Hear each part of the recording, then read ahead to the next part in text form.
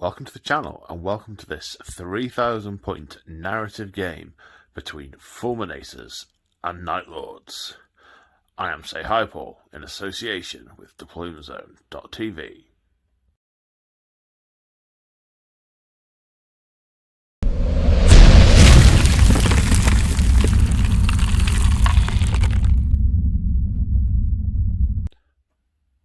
Today on the channel we return to the blighted world of Archimedes IX for possibly the last time, certainly the finale of the campaign that has been running between the Fulminators and the Night Lords.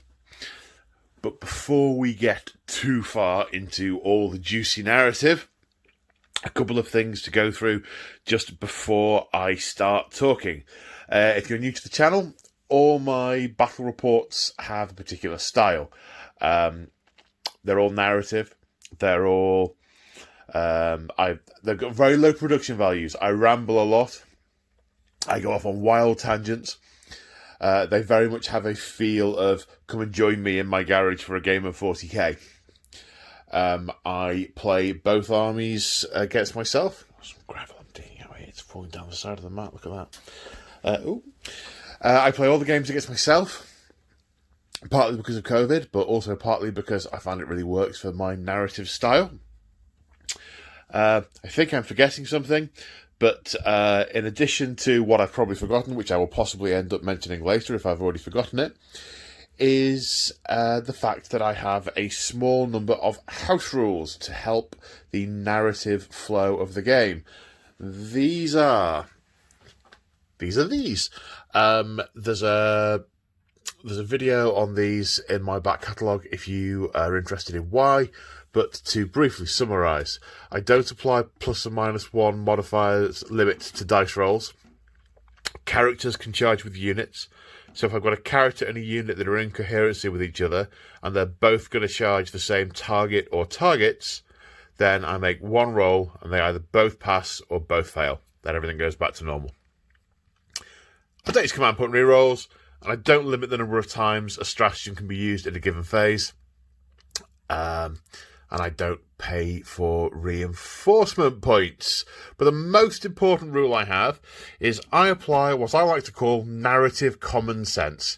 If something doesn't feel right to me, the way a couple of rules are interacting with each other or the way things are playing out on the battlefield, I change it in accordance with what I think makes narrative common sense. So that's the gist. If it doesn't sound like your cup of tea, then I suggest you look elsewhere for your quality battle report entertainment. Still here? Splendid. So, for those of you who have seen the previous episodes, I guess if you haven't, spoiler alert, there are about 5 or 6 previous episodes. Most of which are on public YouTube, a couple of which are in the members-only area. But, right, spoiler disclaimer has been disclaimed. So, in the last episode we saw, the Night Lords overran the Fulminators' positions, pushing them back, breaking the deadlock on the front line. Since then, the Fulminators have had the upper hand. So, the Night Lords break the Fulminators' positions, and the Night Lords have had the upper hand.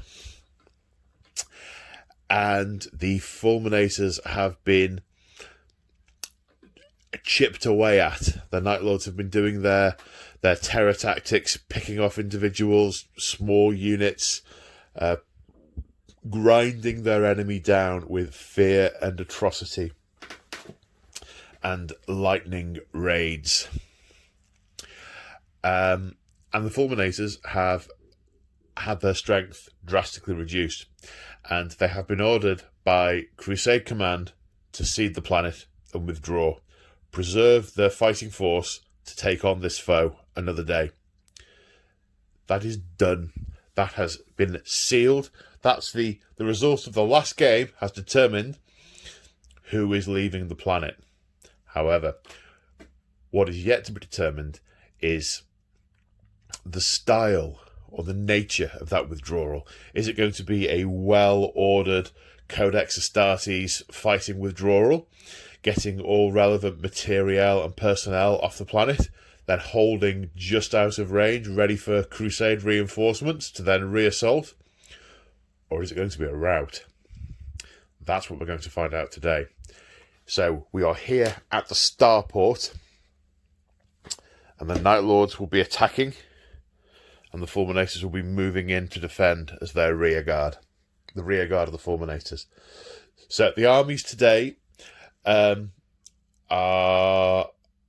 something I will go into in a little while, but essentially I'm using all my Night Lords and all but one of my second company Fulminators, and they're not quite equal in points. There's a couple of 100 points difference between them, but at this size of game, with the twists that we've got, it's not going to make a huge amount of difference, and it should be really interesting to play out. So the scenario is based on the cards that should be in my pocket. Hooray! Yay, cards. Open war cards. There we go. Right, we are playing Incisive Attack. So basically, I wanted to pick a... Oh yeah, it's open war. Open war cards. That should be of no surprise to you. Incisive Attack. I basically wanted a scenario that had the Night Lords crashing into the starport and the Fulminators coming in to defend, and whoever was able to win out here either held the enemy back or was able to push through and overwhelm the landing sites or the evacuation sites. The Fulminators are going to be trying to get people off the planet as well, because they know they're all going to be brutally staked out and murdered. But how many they can get, how many they can take away. It's a large, populous planet, is Archimedes IX, and they can't save everyone, or even a fraction. But to be fair, this number of Night Lords will do well to kill them all as well, in the time available between now and when the Crusade forces come back. So yes, Incisive Attack. So, this is 3 objectives in no man's land, not in either deployment zone. So deployment zones are 2 foot at the end of the board here, and 2 foot at the end of the board there. So all the objectives will be in this no man's land in the middle. And it'll be 3 objectives, more than 3 inches from the edge and 9 inches from each other. They'll all be worth 1 point each at the end of the battle round, except in any given turn, one of them will be the active objective that is worth 2 points. And that'll be rolled for randomly at the start of each battle round. This represents your forces must probe the enemy's positions to discover weak points in their line whilst reacting to their advances and sending reinforcements where needed. So I kind of like that. That kind of works. However, the Night Lords, the dastardly foes that they are, have cut the power. Before their assault, they've destroyed... other forces elsewhere have taken out the generators that supply this starport. And the secondary power flickers into life and goes out also. Now, you would expect hardy Astartes, especially Primaris Marines, to be able to overcome darkness. However, the Night Lords are also sending baffle signals across. Sounds like a bat signal. Bat signal! Night Lords! Hey! A baffle rang symbol. They're flooding the Vox and all the senses with stimuli, and it's making the Mark X suits of armour. It's causing them problems with the darkness, so they're only able to see into it so far. They are superhuman, but they're only superhuman. Equally, the Night Lords are used to pitch darkness on Nostromo, and indeed their entire fleet. However, in response to the conditions, the Fulminators have activated their built-in baffles in their suits. The elements of technology in their Mark X armour that makes them just ever so slightly less perceptible, lowers the energy signatures to the extent that it is confusing the Night Lords to an extent, which means that their almost limitless night vision has become slightly limited night vision. So we're using the Blackout twist. The maximum range of all shooting attacks and psychic powers is limited to 18 inches. So I don't actually think that's going to have a huge impact on the game. But what it's going to mean is we're not going to get two armies sat here and here just shooting each other to bits at long range. We are going to get them fighting bitterly over this middle ground, which is precisely what I want. What we want. It's what we want. Terrain-wise, we've got a couple of little ruins. We've got some woodland. We're going to treat the defence turrets. Now they're down-powered, we're going to treat those as ruins as well. You can be on them if you're infantry, beasts or swarms that have the fly keyword. This big thing up here, we're going to treat as a ruin as well. And everything else is as is. Okay. Let's go and look at the armies. And here we have the rearguard force of the Fulminators' 2nd Company. Now, on the face of it, this looks like quite an extensive and powerful force. It's more than a demi-company. There are more than 50 Astartes here. However, the Fulminators came to Archimedes IX with 2 companies, with a contingent from the 1st Company. Sorry, I misspeak. With a contingent from the 2nd and 10th Companies, and also elements of the reserve companies to bolster their losses. Those have been spent. And the individuals here, many of these are fighting with injuries, and they are dosed up highly on stims. They will be bursting, I would say, stitches. They are stitches. They do stitch them. They also knit together quite quickly, but they are in their hyper recovery stages and not fighting as effectively as they otherwise would be once the stims run out. Ammunition supplies are low. Fuel supplies are low. There is no option for this force but to retreat as per the directives of Crusade Command. So whilst it looks like a powerful force, it's fragile. It's tentative. It is tentative. So what are we looking at? Let's go along the front line. So, first things first, the force is led by Brother Captain Agarium in his, not Phobos, the other one, in his Gravis armour. His warlord's trait is Champion of Humanity. Whilst within an inch of an enemy character, he gains +1 attack, and he also gains +1 to hit and wound against characters in melee. And he wields, that's the word, the Burning Blade, which is strength +3, -5 AP, ouchie, and 2 damage.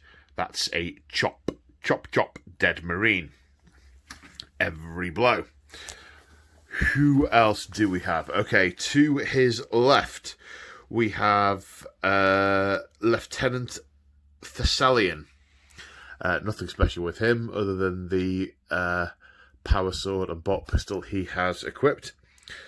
To his right, Lieutenant Feldor with his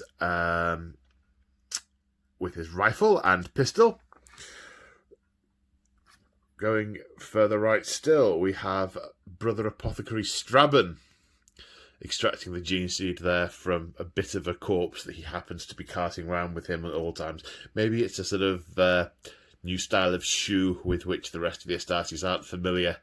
It's a corpse shoe. Maybe not.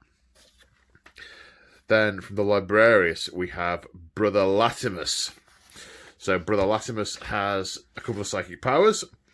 He has the Might of Heroes, which is pick a unit within 12 inches and they gain +1 strength, toughness, and attack. He also has Fury of the Ancients, which is draw an 18-inch line. Pick a model within 18 inches. Draw a line between the two, and every enemy unit touched by that line takes a mortal wound. Very, very handy for multiple horde type armies. Well, we'll see how it does today.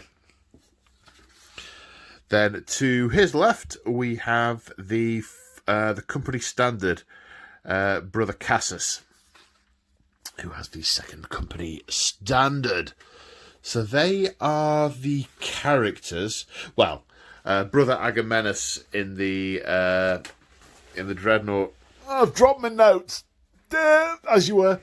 Brother Agamenus, the Redemptor Dreadnought, isn't a character as such, but he's certainly got a name. He's got the giant plasma gun and the shooty stone bolters and the Icarus launcher and the shooty wrist gun.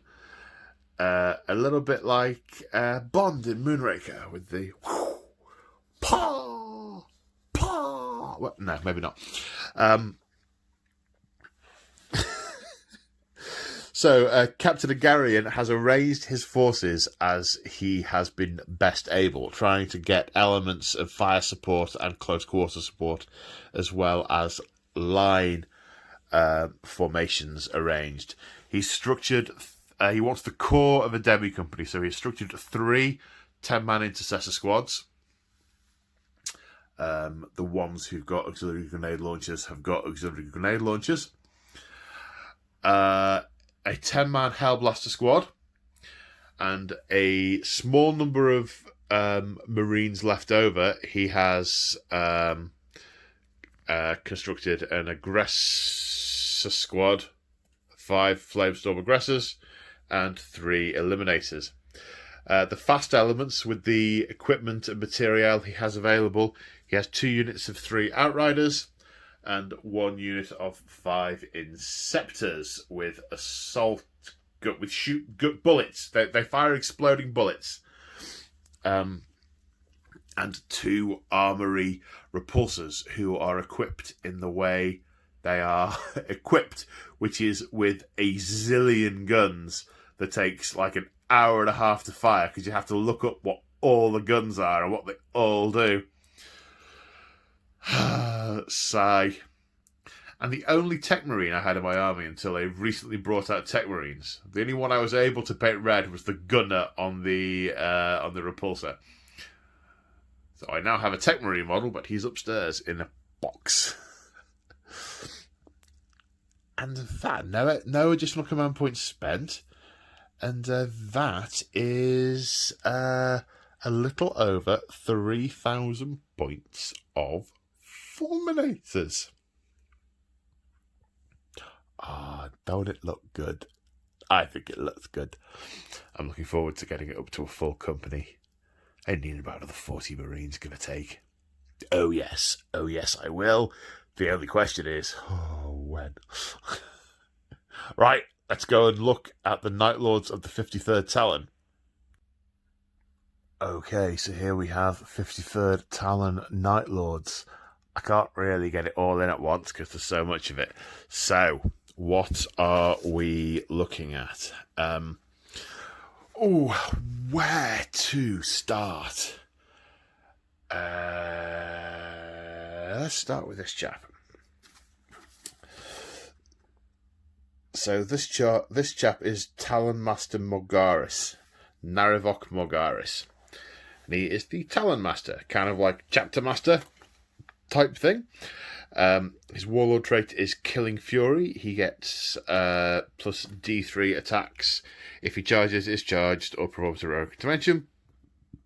His relic is this sword, the Flayer. It's basically a 2 damage power sword, but each model kills counts as 2 for the purposes of morale. Behind him on his left, we have the Atramentar Terminators, his personal bodyguard. They are equipped as is with a combination of combi weapons and power fists, chain fists, and a dude with lightning claws. What else we got? Ah, yes. To his left, our right, we have the Sorcerer, Keth. Despised by the Legion, kept around by the Talon Master because he's useful.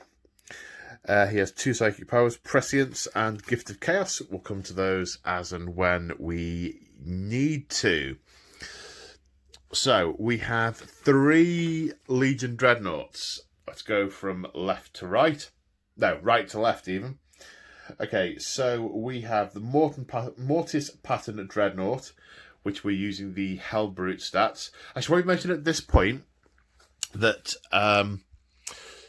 at the time of filming, the Space Marine Codex is out, the Death Guard Codex is out, but the Chaos Marine Codex isn't.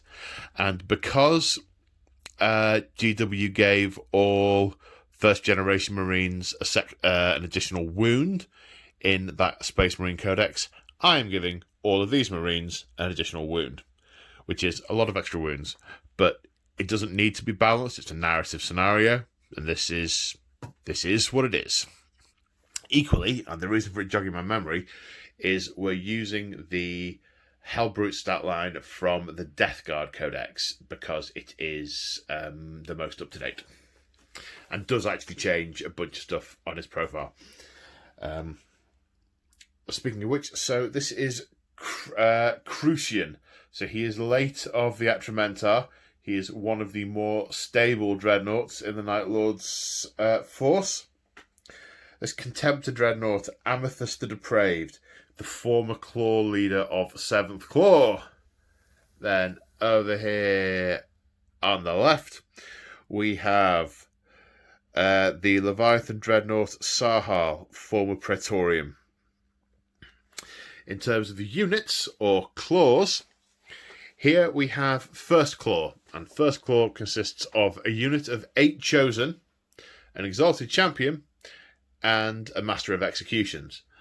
The Exalted Champion has got a Plasma Pistol and Power Fist. The Chosen are equipped as they are. There's a Power Fist, Combi Flamer, Melt Gun, Power Axe, Plasma Gun, Heavy Bolter, and a couple of Bolters and Chainswords in there too. Then over here on the left, we have Second Claw, which is a 7-man unit. Again, a mix of Chainswords and Bolters, a Plasma Pistol and Power Maul on the Champion, and a Flamer. Then we have... Am I going to get this right?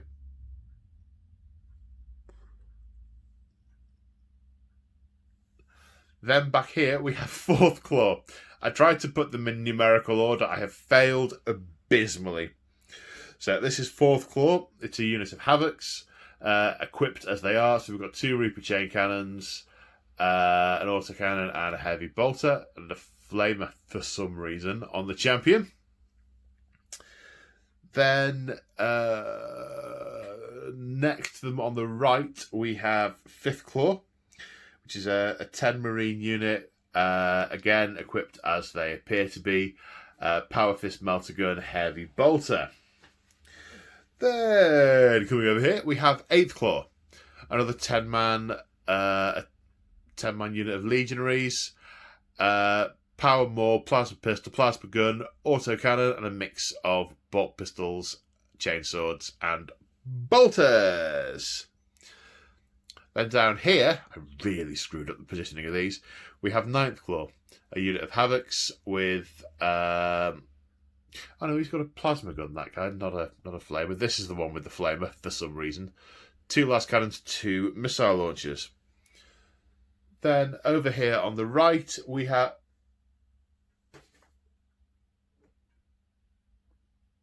Okay, they were in numerical order, but I was doing it backwards.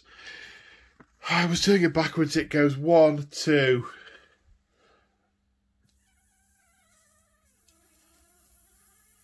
No, I have screwed up the order. This unit is 10th Claw, not 2nd Claw. This unit over here is 2nd Claw, 5 unit. Missile Launcher, Power Axe. Have I got even any of that right? First Claw, 2nd Claw, with the anti-infantry Havocs. 4th Claw, 5th Claw, 8th claw, 9th claw, 10th claw. Nearly. I just got 2 of them the wrong way around and started from the wrong end. Okay. Not too bad then. But I think you get the gist. The models are all WYSIWYG. The vast majority of the units are a mix of chainswords and bolters with the special weapons that the models have got equipped. At the back, we have Land Raider with Havoc Launcher and Combi Bolter, and 3 Rhinos with Combi Bolters. Then over here on the right, we have the Raptor Cult of the Bloodied Maw. Oh yes, we do. We have the entire cult. The Raptor Lord is the Chaos Lord known as the Shadow Eater. He has the relic, so we're spelling a command point. He has the relic, the Claws of the Black Hunt, which give him +2 attacks, +1 strength, -3 AP, D3 damage, and reroll to wound. Basically, they're D3 damage lightning claws, which is nice. Then the 3 packs we have, which is the first one, we have the Bile Drinkers over here. So this is a pack of 8, which has a Flamer, Plasma Pistol, and Lightning Claws on the champ. Then we have the Flesh Gnawers with the Power Fist. This is a 10-man unit with a Power Fist and Plasma Pistol on the champ, Melter Gun and Plasma Pistol in the unit. Then last but not least, we have the Marrow Gnawers, which has a Power Sword and Plasma Pistol on the champion, Plasma Pistol and Plasma Gun, and a total of 7 Raptors in the unit. And that is hopefully a not too terrible... Oh, I haven't told you what these guys have all got. Power Scourge and Hellbrute Plasma Cannon on the Mortis Pattern Dreadnought.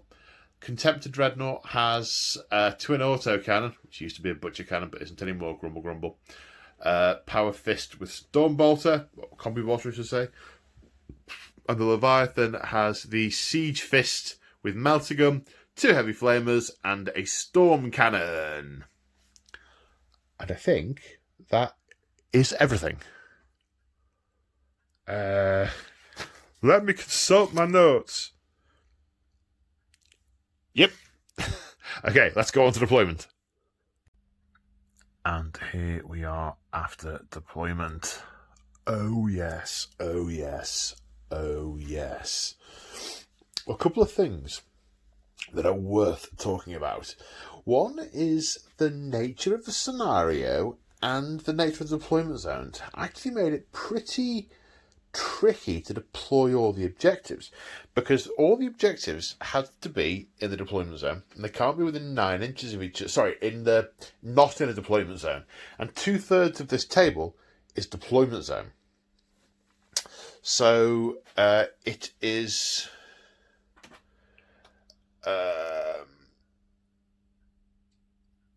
it was tricky to get them in without, as soon as that first one went in the middle. Well, actually, so the first one went here because the Fulminators run the dice off and got to place 2. So they thought, well, we'll have one here. We can just run straight onto that, and then we can be in the lie of that building. Great, yeah. And the Night Lords did something similar over here. So yeah, okay, we'll hold this bastion. This is a strong point, controlling the ways in and out. Yeah, we'll hold that. And that meant that the Fulminators either had to put their last objective right here, in pretty much the open, very close to that one that the Night Lords are coveting, or put it dead in the centre, or right there by the other corner of the Night Lords zones. I mean, I could have put it here, but the thing is, most of the Fulminators are deployed. Well, everything is either on the table or in transports, and the Night Lords have got a shed load of reserves. The Night Lords have the capacity to overwhelm this side of the table with reserves and neutralise a pretty big chunk. So I opted to put it in the centre and keep it chunk adjacent. Now, both forces are very keen to get to grips with the enemy. We're not making much use of our deployment zones. It is just going to be an utter bloodbath down to this strip in the middle of the table, which does mean there's going to be a lot of scope for reinforcements dropping in, which is kind of the theme I want to go for with this fight. This is a last line of defence, and the Night Lords are now dominant in this arena. So I see them having units teleporting in and an entire raptor cult, raptor striking onto the table. I see that working very well with the narrative in the pitch black, them descending from the sky, screeching and screaming. But they're fighting Primaris Marines, so 50-50. So the thought process for the Night Lord... Look, I remembered it existed. It wasn't in the army overview, but I remembered it existed. It's because it's not normally on the shelf for the Night Lords. It's normally up here. It was only when I was deploying this guy, and I looked at his Icarus rocket pod, and I remembered Liam, when building his dreadnought, wanting to put a blank where the Icarus rocket pod was. Anyway, long ago conversation, and I thought, so I've got nothing flying. Tick, tick, tick. The flyer! Get the flyer! So I went and got the flyer. So it's a relatively straightforward. First Claw are in the Land Raider, and I have written it down. The one with the wings, that has got Fifth Claw with the Power Fist, and that's got second and fourth claws in it. They're 5 men each. Ninth Claw and 10th Claw's over here on foot, with 2 dreads as backup. To be fair, they may spend a lot of time hiding behind that bastion, given what's over there. But we'll come on to that in a minute. Then we've got 5th Claw in this Rhino, ready to go and sit on that objective, backed up by Leviathan, Keth, and the and this unit of Havocs, whose claw I cannot remember.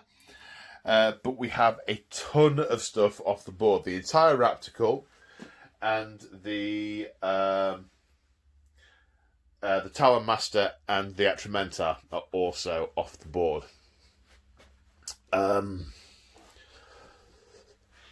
But then again, looking at what I'm facing there, I always think this with the Night Lords, though. That's because I haven't specialised the units, so I haven't got units that are all shooty or all fighty. I have them mixed, so they always feel a little bit there. Anyway, I digress. Turns out repulsors don't have fly anymore. So I thought, well, there's a nice little road there. I'm going to use the road. So I'll put one on each. And that works kind of well with that objective and this one. I'm just going to say this just sort of will move out the way with a sense of self-preservation if a repulsor is coming at it. Or it'll just get barged out the way by the repulsor. Either way, that's fine. It's not like it's a building. So the core in the middle is this repulsor with a unit of 10 intercessors in it. Try and get to that, hold that. And this repulsor with the 5 aggressors in it. Eek! Flaming death! Then the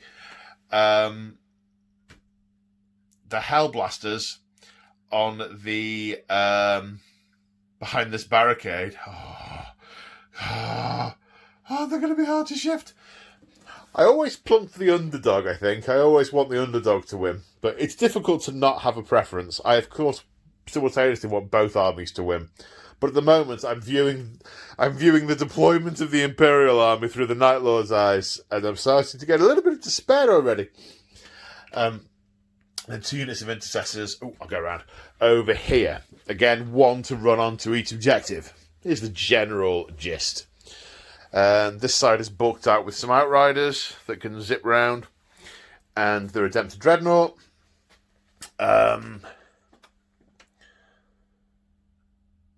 The Inceptors, I didn't think it fitted the narrative to have them being in reserve, because it's a last stand going on here. It's not a pre-prepared drop. They're not waiting in reserve ready to be dropped into a zone that everyone else is already assaulting. They are guarding the boarding of vessels that are flying away, not ones that are doing combat manoeuvres. Oh, your turret is pointing in the wrong direction if you're there, buddy. There we go. Yeah, come on. There we go. So I put them fairly central to be able to respond left and respond right, depending on what happens. Then I've just sort of scattered the command around to defend the line. I want the captain reasonably central, but there wasn't any space for him in the centre, so he's there with those intercessors. He's going to head centreward. This unit is propped up by an LT. In the centre, the Hellblasters, who have guns that are prone to malfunction, are backed up by the Apothecary, saving them. And then over here, these Outriders. Over here we have a unit of Outriders and the unit of Eliminators, who are eyeing up this Leviathan Dreadnought, who are then who are backed up by an LT and the Standard Bearer. The Libby didn't. There wasn't a natural place to put the Libby, I didn't feel, so I put him there following the tanks. He's sensed where the enemy Psyker is and has positioned himself close to try and run interference against the power of the warp. And that is deployment. So, time to see who gets the first turn. Yee. Okay, these are both blue. So the first dice is for the Fulminators. The second dice is for the Night Lords.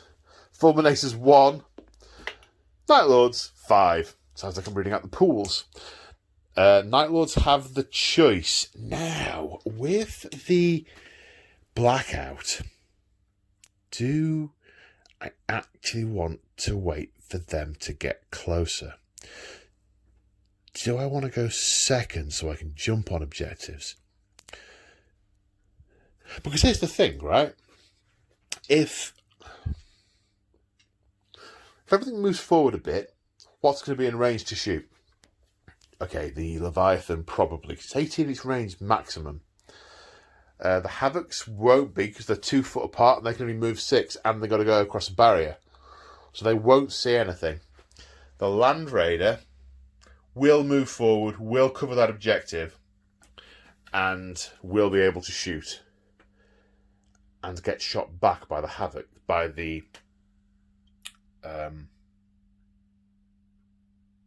Hellblasters. But if he wants to get me with the Hellblasters, he's going to have to come forward in turn 1. Okay, the way I see this, right, is the Marines have seen the Fulminators have seen the Night Lords coming, and they're rushing to reinforce. They're heading towards this barrier to form up. They just haven't made it yet, but they're rushing in this direction. So I think they have the impetus, and they should. I think the Night Lord guy will make them go first because it fits the story, and it also means this is a Night Lord trap. They want them to be. They want to see them. They want to be in range of them when it comes to their turn. I wonder if that'll cost me. Okay, so it's Fulminators turn 1. And the Fulminators have moved, and it is a massive forward push that can see almost nothing to shoot at. So, start of the battle round, we roll to see which objective is active, and it is this one, objective 1. So it is worth 2 points this battle round. Pretty much all of the line advanced. The Hellblasters have stayed where they are. Both repulsors have moved 10. This one getting onto that middle objective. The Dread didn't advance, but it's still out of range of everything because things are on an angle rather than a straight vector. Because he can move 8, but he was also a little bit further back. Didn't think that through when I deployed. The LT advanced. Both unit of intercessors advanced. The Captain advanced. The Inceptors didn't advance, but they have just moved into the lie of the repulsor to give them more options as to where to respond. They can now cover most of this starport. In a turn, they can jump to wherever they need to be to cover that part of the board. Is what I'm getting at. Again, this repulsor has moved forward, however, not managed to get onto this particular objective because it was further forward. These units have followed, only moving rather than advancing, because advancing wouldn't necessarily help them because of the position of the terrain and so on, and the equipment they've got. And this unit of Outriders has scooched down the side and is in range of a couple of targets. So we've got some shots.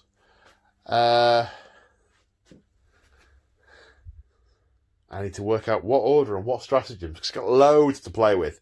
Loads of command points. Okay, we're going to start with these Outriders shooting at these legionaries. Rapid fire 2, 30-inch range, so 4 shots each at this range. They can all see.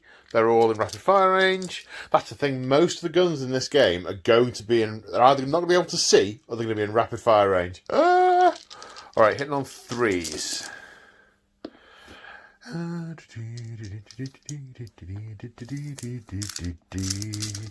Wooden on 4s.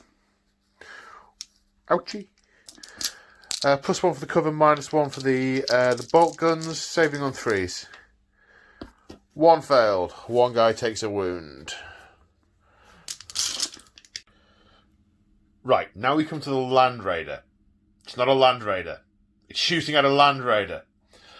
This repulsor is going to put most of its gun into the Land Raider.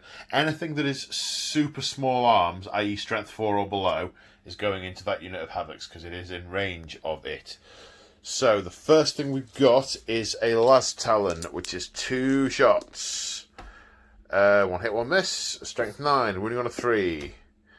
Wounds, minus a whole bunch. Doesn't save on a 4 for D6 damage. 6! Okay, 10 wounds remaining. Now, we've got the Twin Heavy Bolter. 3 hits, wounding on 5s. No wounds. Then the Onslaught Gatling Cannon, hitting on 3s, wounding on 5s. 2 wounds. These are -2 because the Devastator Doctrine is active. So these are saving on 4s. 2 get through. That's another 2 wounds taken. Where are you? There you are. Right. Now, the Icarus Rocket Pod has D3 shots for 1. 6 hits. Sorry, a roll of a 6 successfully hits. Doesn't wound. Then 2 Crackstorm Grenade Launchers. Both hit, wounding on 5s. No wounds. I think that's all the gun that's going into him. So into the Havocs, we have an Iron Hail Heavy Stubber. The Havocs are going to spend the command point on In Midnight Cloud, so they're -1 to hit. Hitting on 3s. 1 hit, wounding on a 5, because toughness 5. No. Storm Bolter, 4 shots. Hitting on 4s, wounding on 5s. No, nothing doing there. Okay, so this Redemptor Dread is unloading everything into the Leviathan Dreadnought, with the exception of the 2 Fragstorm Grenade Launchers that are going into the Havocs. Because I would have put more in, which is why I did the Midnight Cloud on the Havocs earlier. I was expecting to put a lot more in, but of course I've just twigged that this guy's only toughness 7 these days. So a lot of these guns can hurt him, many of which are heavy weapons, which are getting the extra -1 this turn, so they are going into him. So, we'll start with the Twin Las Cannon, hitting on 3s. 1 hit, wounding on a 3, doesn't wound. Is in range of an LT, but the repulsor isn't core? Whatever, they could have come up with a better name for it. I mean, core. Makes me think of Sid James. Core. Right, now the Onslaught, the Heavy Onslaught Cannon. Heavy 12. 4, 8, 12. Right then. Hitting on 3s. Strength 6, so winning on 5s. 1, 2, 3 wounds. -2, so saving on 4s. No, 3 get through, so that puts him down to 11 wounds. Right, we've got 3 heavy stubbers. Each is strength 4, heavy 1. So that's 12 dice. One of them is Iron Hail, but it makes no difference to this roll. Hitting on 4s again. Sorry, 3s, I should say. Wounding on 5s. 1, 2, 3. -2, saving on 4s. 3 more wounds. That is an atrocious number of saves. Right, what are they? Is that an auto launcher? Well, it's definitely 2 Crackstorm grenade launchers, so let's fire those. 1 hit, winning on a 5. No. Yes, I think they're auto launchers, and that's those 2 are Fragstorm launchers. That possibly means I missed a gun off that one, but never mind. Okay, 2d6 shots, minimum 3 on each. 6 shots. Hitting on 4s because of a midnight clad. Wounding on 5s. Now. Okay. Extraordinary. I need to check. I need to tape. Where's my tape measure? Where's my tape measure? It's over there! Right, I was going to fire these at the Havocs. That was the plan all along. But they're in rapid... Well, 2 of them are in rapid fire range. They're all in range of him. So, blow it. Why not? Wounding on 3s. Wounding on 5s. Only -1, though, because it's the Devastator Doctrine effect. So he's saving on 3s. He's due some saves. Okay, tidy dice. These guys can't see. Let me just double check that. Yeah, they're out. They're out. Everything else that's in range, everything in range is fired. So what have we done with a turn of shooting? We've taken a Land Raider and a Leviathan Dreadnought, both half down, and we've put a wound on a Legionary. That's not great, but it's kind of dark. Okay, and we're on 2 objectives. See what the Night Lords do in their turn 1. Okay, longest movement phase ever. Ooh, so much has happened, so many thoughts, and so many more things need to be thunk about. So, let me start trying to talk you through it and see if I don't forget anything. Okay, so, over here, nice and simple. Dreads have run forward, well, they've moved forward because they're both sprightly on the little dreadnought legs. And 10th Claw have advanced over here to follow in their wake. So they are going to do shooty death and such over here. The Land Raider is just bracketed, which halves its movement from 10 to 5, which is harsh. So, 1st Claw have disembarked and are going to charge that repulsor. Now, the repulsor's got a repulsor field, so it may repulse them. And it's also got a lot of guns, so it's probably going to overwatch them. So, we shall see how that goes. And then the other 2 rhinos have advanced forward. Well, technically this one didn't need to advance, so it didn't. But they've all popped smoke for incoming fire. And the theory here is...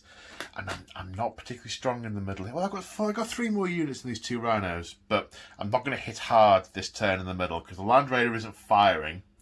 The 1st Claw, their job is to destroy that repulsor and sit on that objective this turn. Then the Talon has flown over here to try and give some more shooty support. Ooh, and possibly even sniper character. Ha-ha! Well, actually, I brought them over here thinking of these things. Could maybe get some fire down into those. So the plan for the Leviathan Dreadnought is to shoot this repulsor, then run up to it and punch it to death. Which I've not had a lot of success with in the past, but what can you do?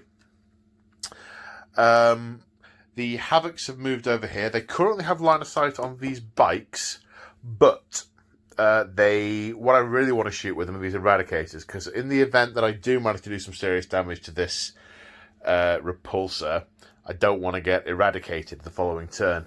Now you can see I haven't really got anything in the way of reinforcements over here. I think this is going to be a struggle for these units to take out all this, bearing in mind there's 10 intercessors in there.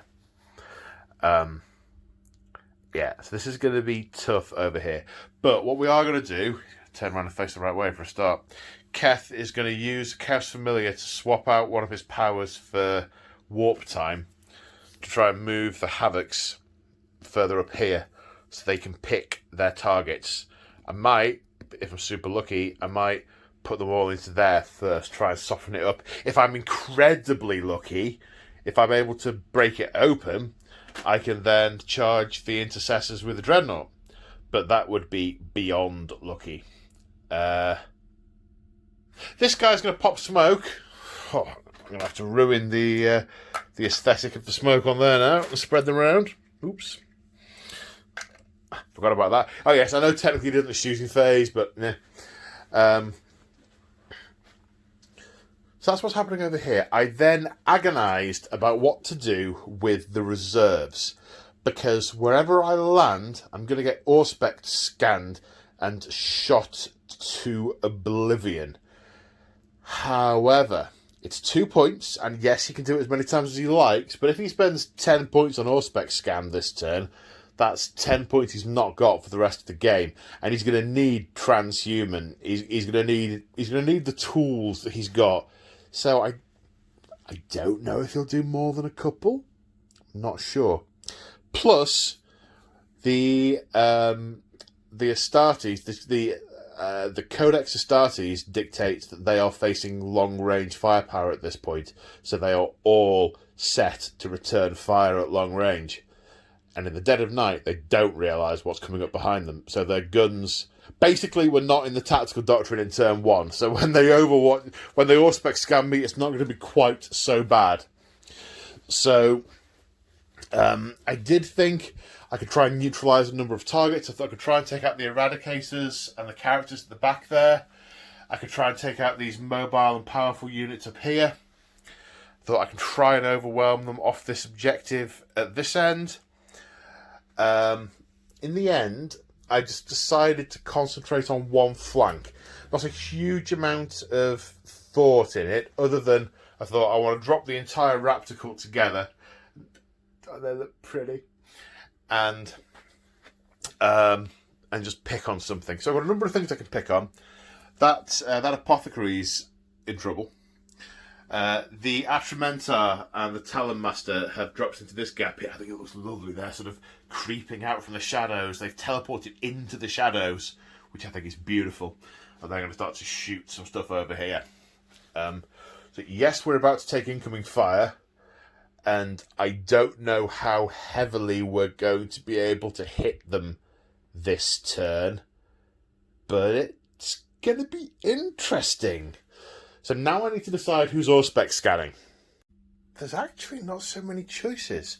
If I want to fire the jumpy dudes, the Inceptors down here, only some of them are in... only some of them can see because of the darkness. The darkness! Equally, the Hellblasters, not all of them can see. I could fire with this unit of Interceptors onto this... Or the thought does occur that I could fire with both these units, the Terminators, and try and utterly cripple them. Or I might do that.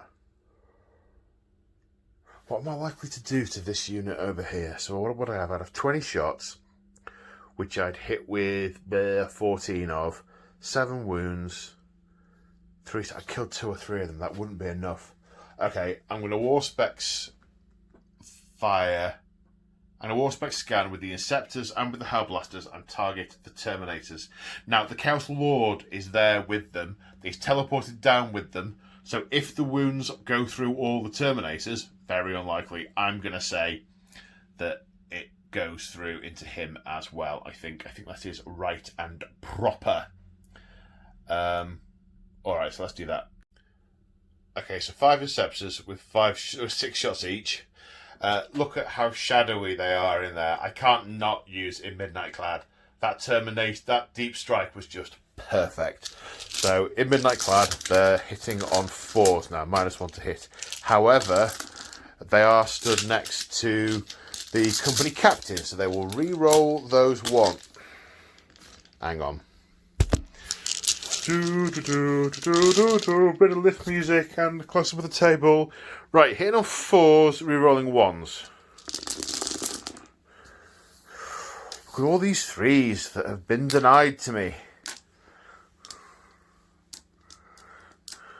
So many 3s. And 1, 2, 1s. That's not very many 1s. Right. Wounding on 4s. 2, 3, 4, 5, 6, 7, 8, 9, 10. 2+ saves down to 3+ saves. 3 wounds each. Ew! 1, 2, 3, 4, 5. Okay, right, the Hellblasters have got 2 shots each. 6, 8, 10, 12, 14, 16, 18, 20. Hitting on 4s, re-rolling 1s. Come on, I'm not going to show them the table again. There we go. Any 1s? 1, 1. Still a 1.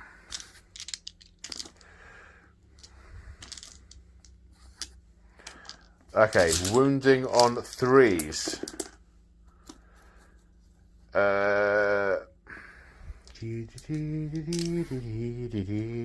1, 2, 3, 4, 5, 6 at -3. 5 up invulnerable saves for Terminator armor. Whoa! That is good armor, but that is an extra wound. They kill 2. They kill 2. Okay, psychic phase. What I've just decided is that because the range of all psychic powers is reduced to 18 inches, denial range is going to be reduced to 18 inches as well.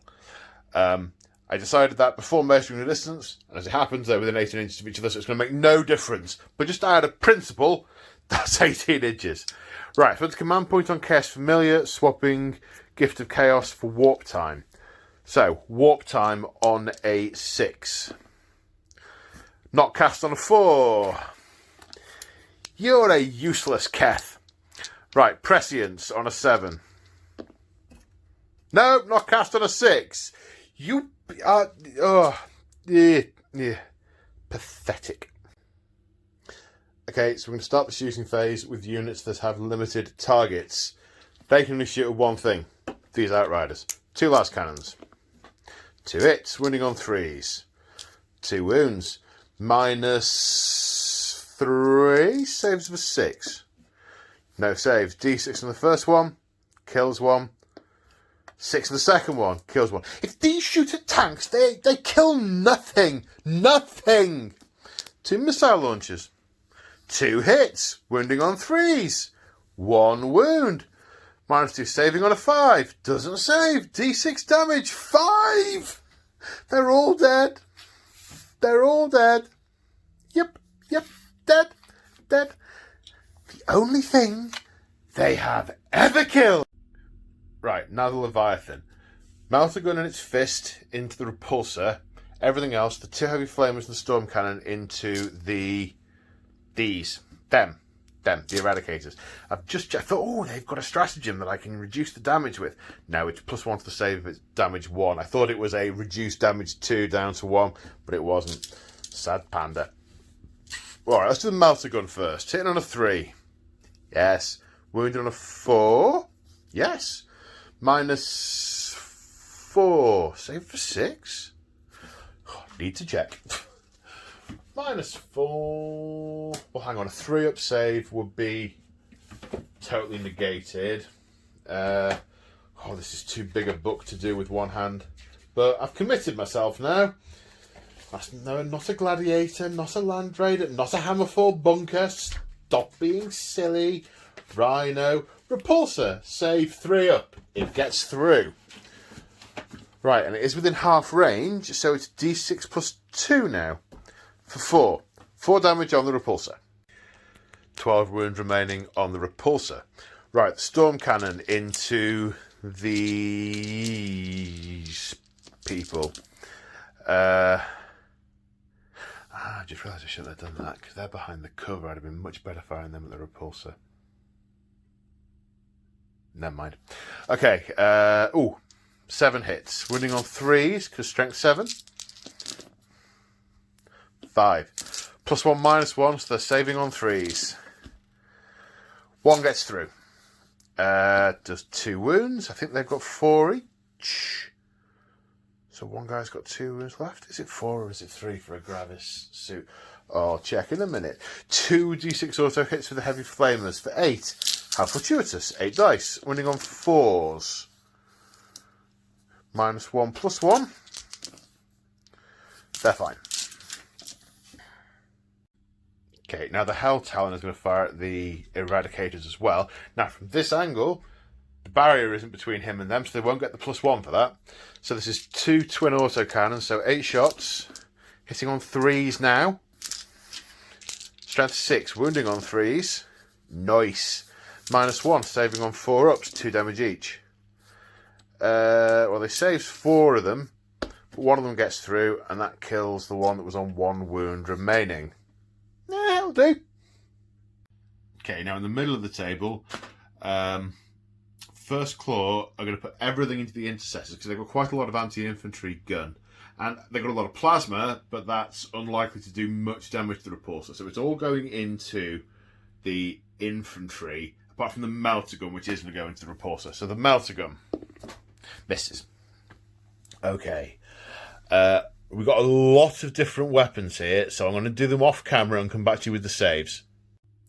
Okay, 6 saves to take 1 against plasma, so a 6 up.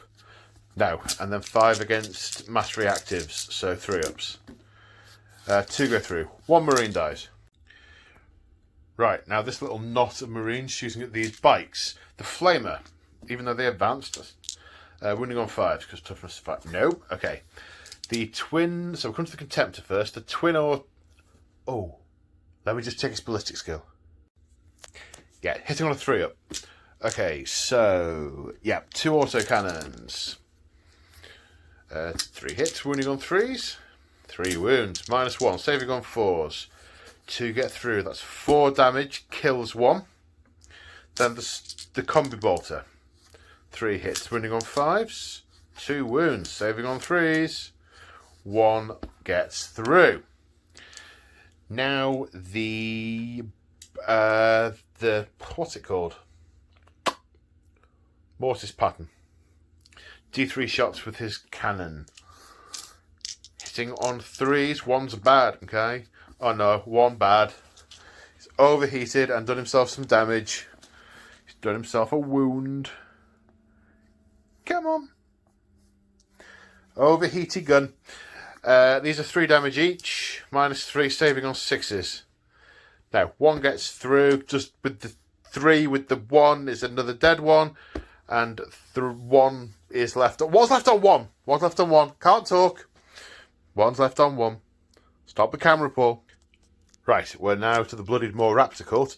So this unit, these 2 guys are in range of the bike. They're going to shoot at the bike. Everyone else who's in range is going to fire the pistols at the LT, apart from the guy with the melter, who's going to fire that at the Dread for reasons. Alright, the regular pistol misses. The plasma pistol hits, wounding on a 3. Wounds, saving on a 6. Saves. Melter gun into the Dread. Hits on a 3. Wounds. -4 punches straight through the armour. There's no +2 to this. 5. -1 for Duty Eternal is 4 wounds off the Dread. Right, remaining pistols, and I just remembered they're stood next to a Chaos Lord, so I should be re-rolling 1s to miss. I don't know if I've rolled any 1s, but if I have, nah. Right, plasma pistol against the LT. Hits on a 3. Doesn't wound. 6 bolt pistols against the LT. All hit. Wounding on 4s.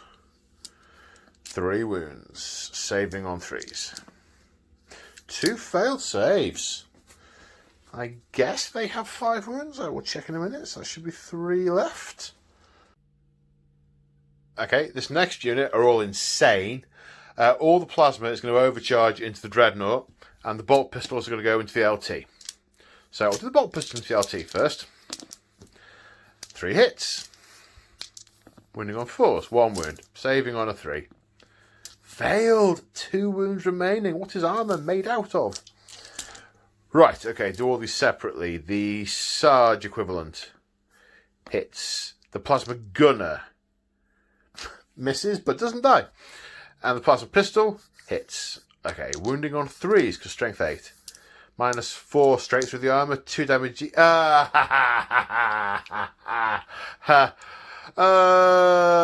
Lessons were learned. Of course, duty eternal reduces 2 back down to 1.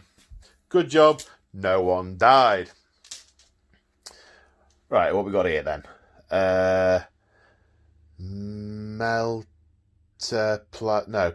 Please. Hang on. Okay, this pack are firing everything into the apothecary. 5 bolt pistols. Not in range of the Lord to reroll the 1. Wounding on 4s. 3. Oh, what does he do? Hang on, what's he do these days? He does Narthesium, 3 inches. Shrugs on a 6. Right, okay. Gotcha. Still saves on a 3+ with these. Fails 1. Has 4 wounds remaining. Overcharged plasma pistol that will probably kill the bearer. Hits. Wounds on a 2. Punches through his armour. 2 damage. And then D6 hits with a flamer for 4. Wounding on 4s. 1 wound. Which he saves. I don't know if he shrugs his own wounds, but let's say he does. Okay, so they are all fired. They've all fired. Now, where are we going to put these boys? Who do we want to shoot at? Who do we want to kill more? I'd quite like to kill all of them, to be fair. Let's shoot at the Inceptors. Okay, so one overcharged plasma in rapid fire range. Reroll because of the Chaos Lord. 2 hits. Wounding on 3s. No. 2 multi-guns. 2 hits. Wounding on 3s. 1. Straight through his armour. D6 damage. 1. I think they got 3 wounds each. I'll check that in a sec. And then the Chaos Lord. 4 shots with his combi weapon. Combi bolter. Wounding on 5s. 1. Which fails its save. So it's down to 1 wound if they have 3 wounds each. Okay. I think that is all the guns. Yep, I do think that. Okay, the charge phase is going to take a while. Okay, so all of the Raptors are using Raptor Strike. 1, 2, 3 units plus the Lord, 4 points. There, I put them in the thing already, but I am going to do them all one at a time. So this unit and the Lord are going to charge the LT and this unit with 3d6 for 15. They're in. This unit are charging the Apothecary. Unit 9, 3d6. 12, they're in. Okay, this pack are going to declare the LT, the Intercessors, and the Dreadnought. Do I want to overwatch with the Dreadnought?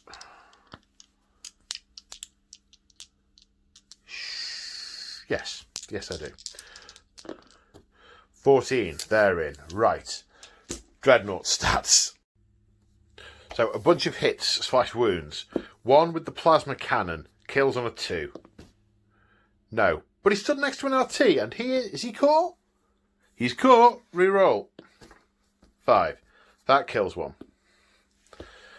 Then, what was this next one? That was a Stormbolter. Say, a wound on a 4. Reroll the 1. Doesn't wound. This one was with the Icarus, so wound on a 3. -1. Fails. D3 damage. Kills another one. Then these two were with the Onslaught cannon, so wounding on 3s. 1 -1 save on a 4. Yes, so 2 die to Overwatch, the rest get in. Now the Atramentar and the Talon Master are going to charge the Terminators. They need the Hellblasters. They need a 9. That's an 11. They are in. Oh, they're totally overwatching. 5 hits, wounding on 3s. 1 wound, saving on a 5. No, 1 wound on 1 guy.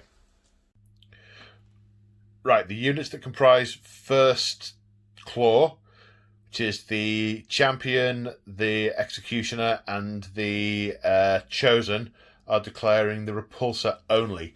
The Fulminator guy is using Grav Pulse to increase the range by 2 inches, so a 6 is required. So 7, just about. And then the Dreadnoughts running through these bikes. 10 inch required for the Mortis, 12 required for the Contemptor. So Mortis, 10 required? No. Contemptor needs a 12? Oh, 11. Let me check that again.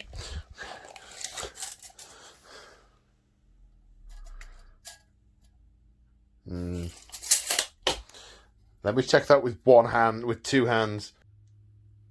Yes, with steady hands, definitely a 12-inch charge, so a fail there. Right, I've done the hits for the Overwatch for the Repulsor, which I forgot to do at the time. So we've got a wound from a Las Talon, saving on a 6. No, doing D6 damage. So that kills 1. These are from Stormbolters and Frags. They're wounding on 4s and saving on 3s. That's 1 more wound. 1 from an Iron Hail, so wounds on a 4. No. 1 from a Onslaught, wounding on a 3. No. And 1 from a Heavy Bolter, wounding on a 3. No. Okay, so 1 dead and 1 takes a wound. Right, so 5-inch charge here. Using Grav again makes it a 7-inch charge. Which is failed. The only one failed. And a bunch of Overwatch. 1 wound taken on Overwatch. Now.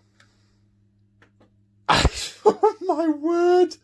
Okay, I need to decide where interrupting may occur so as to decide who to do first. Because interrupting is definitely going to be a thing. Okay, so the thinking has been thunk. Obviously, the Repulsor isn't going to do too much damage to the Chosen. So, I'm not worried about doing that first. Equally, the Apothecary. Not that worried about that. The Hellblasters, I am more worried about them doing damage to the Terminators. But the Terminators have a 2-up save. And the way piling in works, a lot of these Hellblasters will actually go towards the Raptors rather than the Terminators. So it comes down to this fight, I think.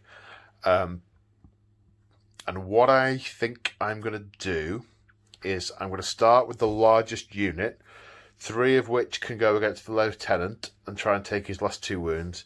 The remaining 7 of which can go against the unit here and try and take their wounds. We are spending a command point on Veterans of the Long War.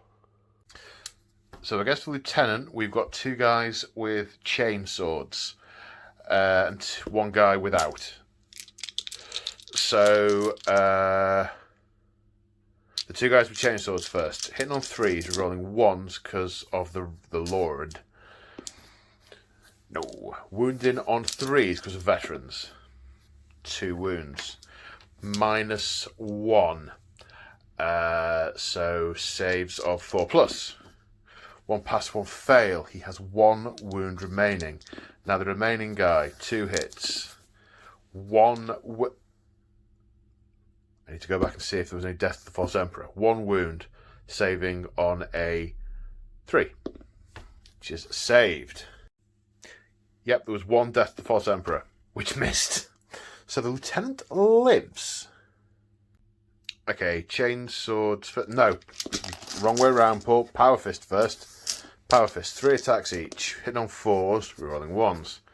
2 hits. Strength 8, winning on 2s. 2 wounds. -3, saves of 6. No. D3. No, it's flat 2 now. It's flat 2. Is it flat 2? I think it's flat 2. I need to check. Yeah, it's flat 2. That kills 2. Right, the remaining 6 guys. Reroll the 1s. Then 1. That's a lot of hits, but not many death to the false emperors. 1 death to the false emperor. Misses. Alright, wounding on 3s.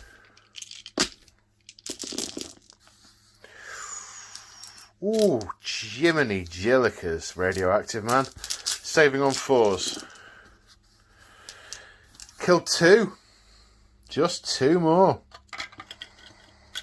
That's 4 died in total. Okay, so 2 command points to interrupt. Who do I want to kill? Do I want to kill the Chaos Lord? Which I might not kill. Or do I want to do some damage to the other unit?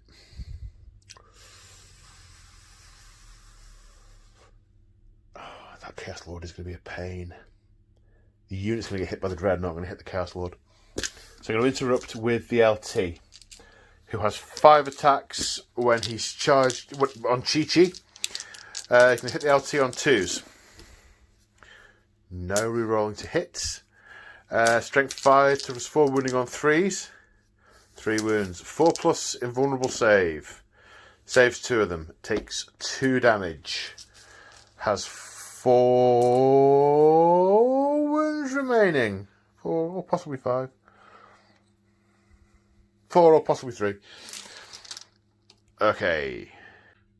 Okay, next unit of Raptors. These 3 are going against the Lieutenant. These 2 are going against the big unit. The problem is, I fought with these, and I can't pile in now. The idea was to clear more of them out of the way and pile in. Oh, they're going to hold it. They are going to hold it. Maybe. Maybe. Right. So, against the LT... hitting on 3s, reroll the 1. Death to the False Emperor. Nope. These haven't got veterans, they're winning on 4s. 1, saving on a 3, 4 even. No, so the LT loses his final wound. However, spending 2 command points on only in death does duty end to hit the Raptor Lord again, hitting on 2s. Reroll the 1s because of preferred enemy. I think I missed that before. Wounding on 3s. Reroll the wounds because he's an out. No, it doesn't work on himself anymore. 4+ invulnerable saves. Makes 1. Or makes 2. Down to 2 wounds. Down to 2 wounds. Drat. Okay. Right, there were 2 other guys still fighting this unit. The one with the power sword. Reroll the 1. Hits once. Doesn't wound. Then the guy with the chainsword.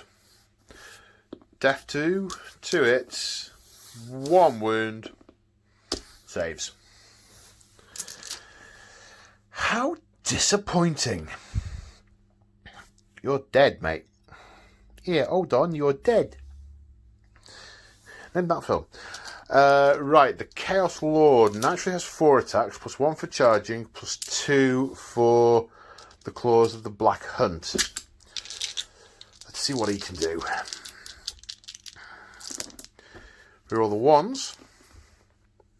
2 death to the False Emperors. Reroll the 1. Strength 5, rerolling to wound. Thankfully. They all wound apart from 1, so that's out of So that's 7 wounds, -2, saving on 5s. 2 saves, D3 each. Kills 1. Doesn't kill 1, next one will kill 1. Kills 1. Kills 1. That's 4 more dead. Now, where to take them from? Well, you for a start. Maybe take the ones nearest this lord.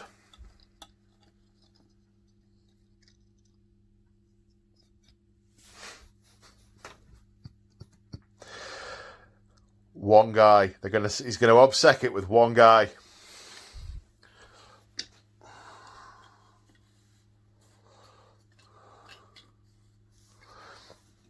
Okay. Pile in.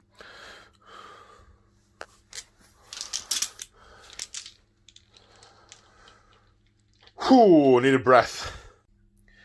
And the apothecary was utterly murdered by these raptors who won't pile, they'll stay where they are. Because the Terminators are going to start munching through these guys. Speaking of which, 2 power fists, 1 chain fist. Chain fist, hitting on 4s, rolling 1s. Killing on a 2. I'll say killing, D3 wounds for 2. So that is 1 dead. Then power fist, hitting on 4s, reroll 1s. That's 3. Killing on 2s. Well, not killing because they could save the armour. 6s to save. No. So that's 3 dead in total. 1, 2, 3. Then the Lord will pile in. Go to there. And he has an extra D3 attacks because of his Warlord trait for 2.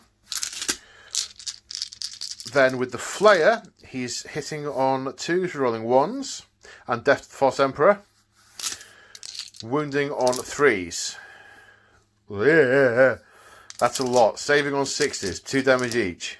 1, 2, 3, 4, 5, 6. He kills 6 of them. Oh!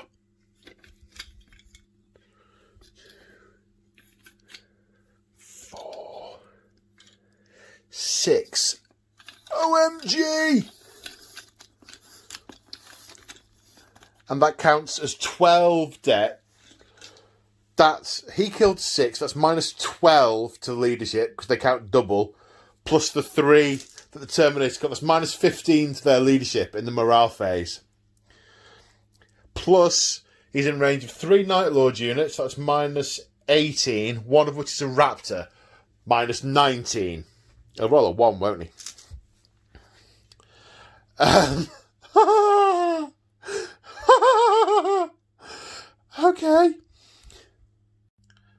Okay, so now First Claw is going to attack the Repulsor. We're going to start with the Master of Executions first. He has 6 attacks on the charge, hits on 2s. 1 miss, 1 Death to the False Emperor. 6 hits. Strength 8, wounding on 4s.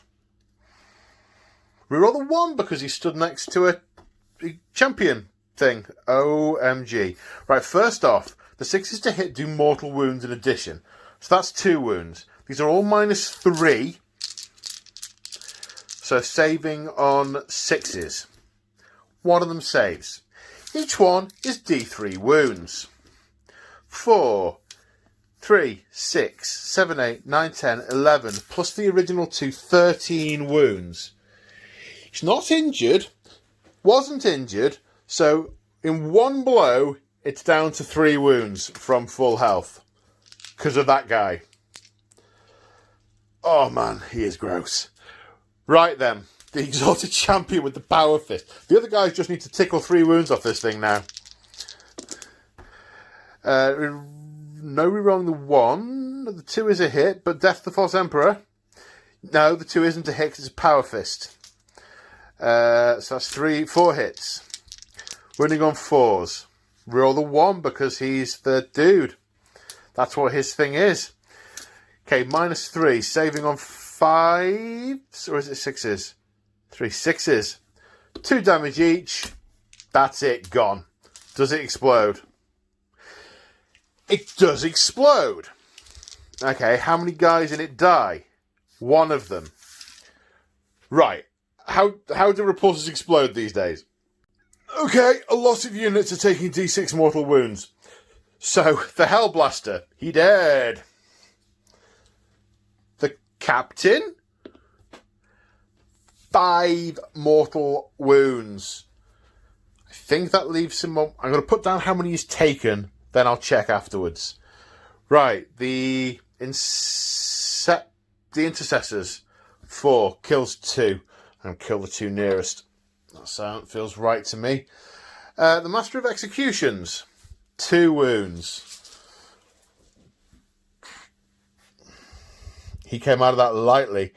Obviously, the important bit was at the other end. The Champion, 5 wounds. I don't think he's going to be that lucky. And that kills him. Then the Chosen, 4 wounds. Kills that one, and that one. And puts a wound on eeny, meeny, miny, that one. Then I'm going to say the plane is low enough because hull to hull, they're close enough.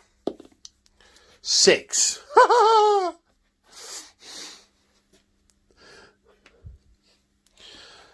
Now the jumpy things. 1. The Dreadnought escapes by the skin of his whiskers. Right. Okay. Right, carrying on with the rest of the fight phase. These 2 intercessors are going to clobber this Lord. Reroll the 1 because preferred enemy. That's this many hits. Winning on 4s. 3 wounds, saving on 3s. Takes 1. Has 1 wound remaining. If he has 5 on his profile, because as I mentioned at the start, I always have 1, add 1. He did have 5, so he has 6. Oh yeah, the Executioner died. He only had 5 wounds, so he died on that 5. He should be on 3 wounds, because he has 5. The Hellblade has seen better days. It's down to 3 wounds. The Captain over here has got 2 wounds remaining. He starts with 7! 7! Right, and the Dreadnought is now about... Who's on 7 wounds. I don't know what that does to his profile. Here we go. 7 wounds. Are you happy on 7 wounds? You are happy on 7 wounds. With your 5 attacks, which are basically going to murder them. 5 attacks, hitting on 3s. Reroll the 1, preferred enemy. Killing on 2s. 3 dead. Crunch, crunch, crunch. Crunch, crunch. Crunch.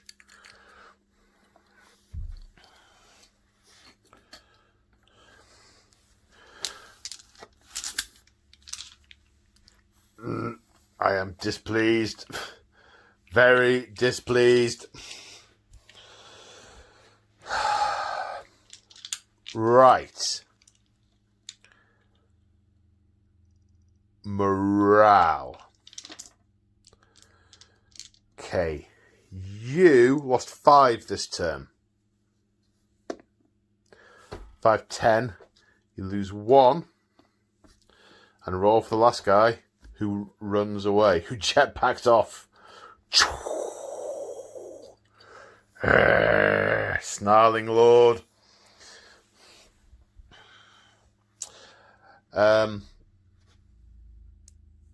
You 2 are on minus 18. Anything but a 1. Wow. A 1 is what you want. Not good enough. So 1 runs. Ignore the other penalties. And this guy will run on a 1. Oh, he stays. That is a Fulminator objective. 1, 2, 3, 4, 5, 6, 7. 7. Now, there are 2 Night Lord units within 6 inches of that unit. So, 3 died. 6 and 3 is 9. Their leadership is down to 7, so they fail. So, 1 runs. And then 6 more may run on 1s. 1 more. Retreats back to the landing site. Okay, the aggressors are within 6 inches of 3 Night Lord units. -3. So their leadership is 8. They lost 1. So hang on. So leadership's 8. Yeah, they fail. They fail. Because 5 plus 1 died is 6. Are aggressors 3 or 9? Let me just check. Aggressor squad. Leadership 8. So 8 minus 3 is 5. Total is 6. 1 runs. And then the others take a combat attrition tests. No more run. Oh no, not the Sarge. The Sarge will stay. Right. These guys. What? Let me check that one. No. 1, 2, 3. Okay, they're in range of 3 units, one of which is a raptor, so they are on -4. 6 and 1 is 7. Their leadership is 8 minus 4. They fail. This is Night Lording done right. 1 runs, and then no more run.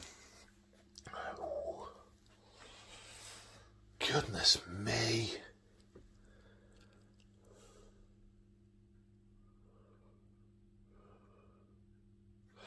Right.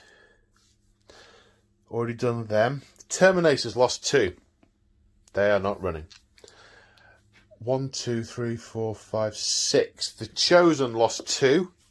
5, 6, 7. They are fine because their leadership isn't coming down.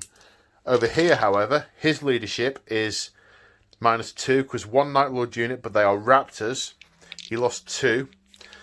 5 and 2 is 7. He's the Sergeant's leadership is down to 6. He runs. Oh my God! Look at the dead pile! Look at that dead pile!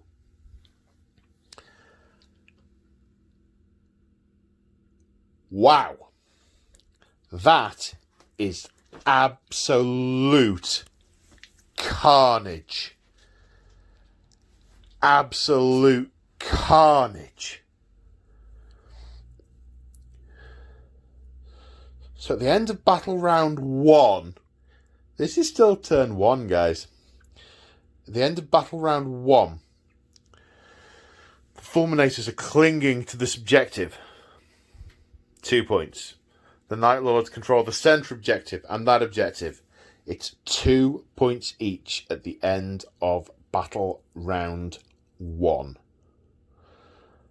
The Fulminators are going to need to push back hard.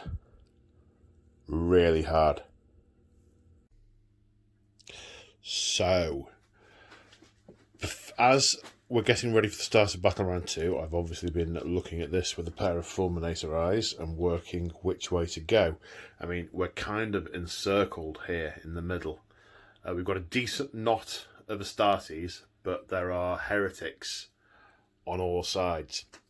And where to move is going to be significant, especially if we want to hold the starport. Our job here is to hold the starport, which means holding these 3 objectives.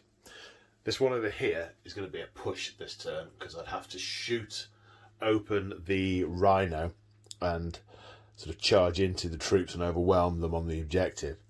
I can maybe do that, but I'll have to have a think about that. Over here is a bit more of an interesting dilemma. If I stay in the centre, I'm surrounded on all sides. If I, for instance, move this way, then I can kind of turtle a little bit in here. Maybe deal with these, deal with some of those, and then have a sort of fighting line. But I give up the centre of the battlefield. I can try and stretch out to all 3, and I can hit hard on my turn. I can clear that objective off and sit on it. I can do a lot of damage back here. And I can do damage here and, you know, have this objective. But then there's 20 Marines there. There's 2 Dreadnoughts here. Then I will be spread quite thin and I will be overwhelmed. So it's giving me some interesting choices. The first thing I need to do is see where the active objective is going to be this turn. Is it going to be 1, 2, or 3 in this battle round? Objective 1 again. I shouldn't have bothered moving it. This is the critical objective. Okay, well, that goes some way towards answering that. I need to sit on this objective. Oh, but those dreadnoughts, and those marines, and that land raider, and those terminators, and there are still over half the raptors kicking about.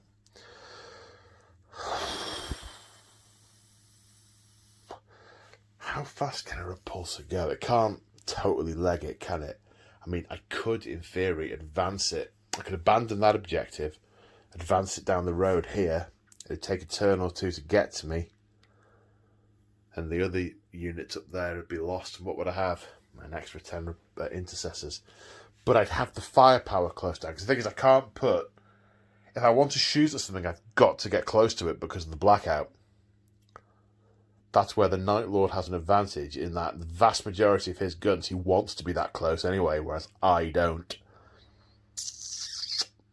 But I am in the tactical doctrine now, and my intercessors have been crippled. They do good work on killing enemy Astartes, but I've lost 14 of them on this side of the board.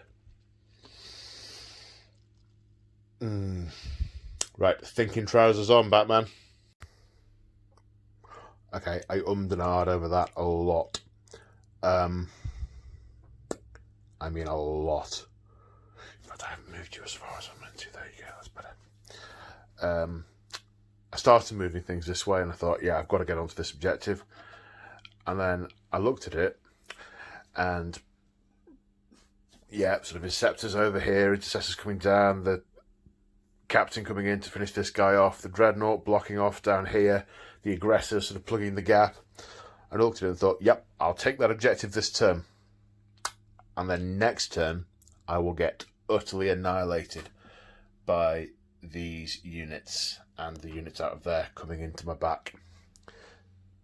So I think it's a knot in the middle of the table. Yet let's use the terrain here to keep these out of play for a turn or two. Yeah, he's probably going to die. The Night Lord guy played We Have Come For You, so he couldn't fall back and we could shoot him off it. We may end up putting some shots down here. It depends what we end up doing with the intercessors there. The captain is going for that Chaos Lord, and he is going to kill the heretic. Of course, the other guy has other thoughts in mind. The Inceptors have jumped over here to try and take out these raptors. The Dreadnought and the aggressors are in the middle, and the Night Lord guy is just going to have to deal with them. He can't ignore them. He's going to have to put energy into taking them out, and he will hopefully do some damage to some of these tanks this turn. Potentially blow one up with his gun and run into another one and punch it to death. So he's going to slow them down for a couple of turns, and then maybe, just maybe, the aggressors and the intercessors can hold things firm. So we are giving them this objective this turn with the intent of taking it back.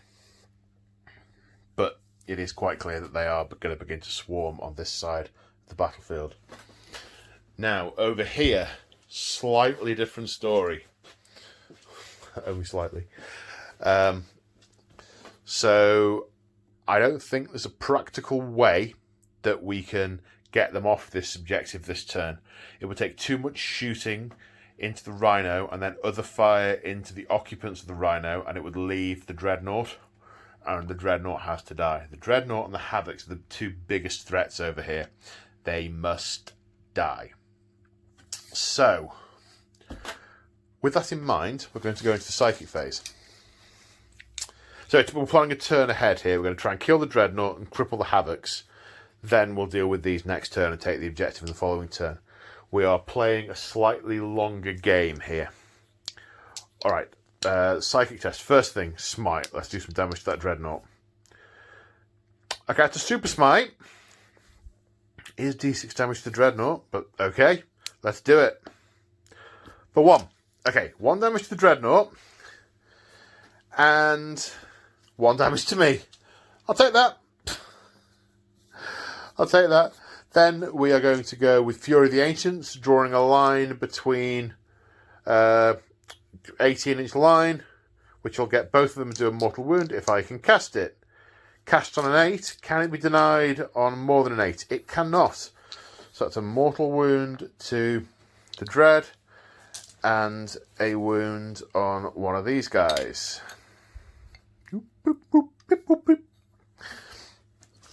Right. So, where's the shooting phase? Oh, but all the books are over there. 1 minute.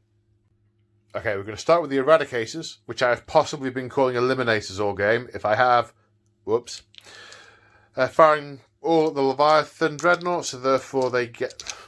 I'm sorry, tripping over my words there, because I've been watching a lot of Farscape. Firing at Moya? No, that's not right. Firing at the Leviathan Dreadnought, so they each get 2 shots with their melter rifles, hitting on 3s. 3 hits. Strength 8, wounding on 3s. Reroll the 1 because of the lieutenant. Doesn't wound either. Okay. -4, so we go straight through. Does it have any vulnerable save? Well, it won't be that anyway. So it's D6 plus 2 damage. 6 damage. Hang on, 6 minus 1 is 5. That is still enough to destroy it. Does it explode? It does not. Right, I thought I just made a mistake then, but I didn't. I thought, oh, hang on, it isn't -4. But then he failed to save. It would have been invulnerable. It's actually -5. But either way, dead. Now, the repulsor. The last talon is going into the Rhino. The Icarus gun is going into the flyer. Everything else is going into these guys. So at the last talon... sorry, they are spending a point on in Midnight Clad, which I'll go and do now before I forget. I can also drop the corpse off at the same time, even though I'm shooting a different unit first. Right, so these will be hitting on 4s because it has popped smoke. Wounding on 3s. Reroll the... No, it's not core. Core! -3, save of 6. No, D6 damage to the Rhino. Leaving it on 5 remaining. Right, now what? Now we'll do the 4 shots against the flyer. +1, -1, because Icarus versus hard to hit. 4 hits. Wounding on 5s. Nada. No re-rolly 1s. Right, now what we got? We've got 2... frag grenade launchers. D6 each, minimum 3, 6 shots.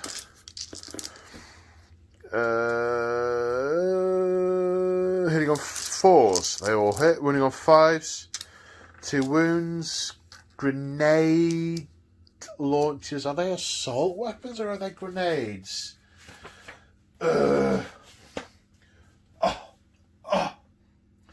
Fragstorm grenade. No, I don't want the Fragstorm. I do want the Fragstorm. It's assault. So they are an additional -1. So these are going to be 4s to save. 1's failed. Kills that guy. Now, 2 Crackstorm grenade launch. Oh, apologies. I'm going to reverse that. The Crackstorms should go into the Rhino because they're anti-vehicle weapons. So I'm going to do that now. But they both missed, so that's what I get. 2 more Iron Hail stubs. They should not be nearly as good as mass reactives, but there we go. Hitting on 4, so that's 6 hits. Wounding on 5s. 1 at -1. Saves.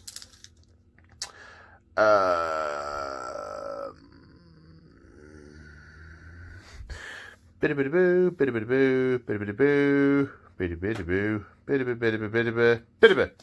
Right, the Onslaught Heavy. Is heavy 12. It is heavy 12. Hitting on 4s. Yay, some 3s, finally. Strength is at least 5, but is it 6 on the heavy? Yes, it is. These are wounding on 3s. Not rerolling 1s. And save on 4s. 1 gets through. Well, that was a disappointing round of shooting, killing only a single havoc. Who else has got a gun? You've got a gun. Let's see what your gun does. A master-crafted auto bolt rifle. I swear, the way the equipment is listed in the modern codices to stop people going, but I replaced it with this, so now it has that, so I can replace it with the other. It's so incredibly difficult to read, it makes my tiny brain bleed. Right. Sorry.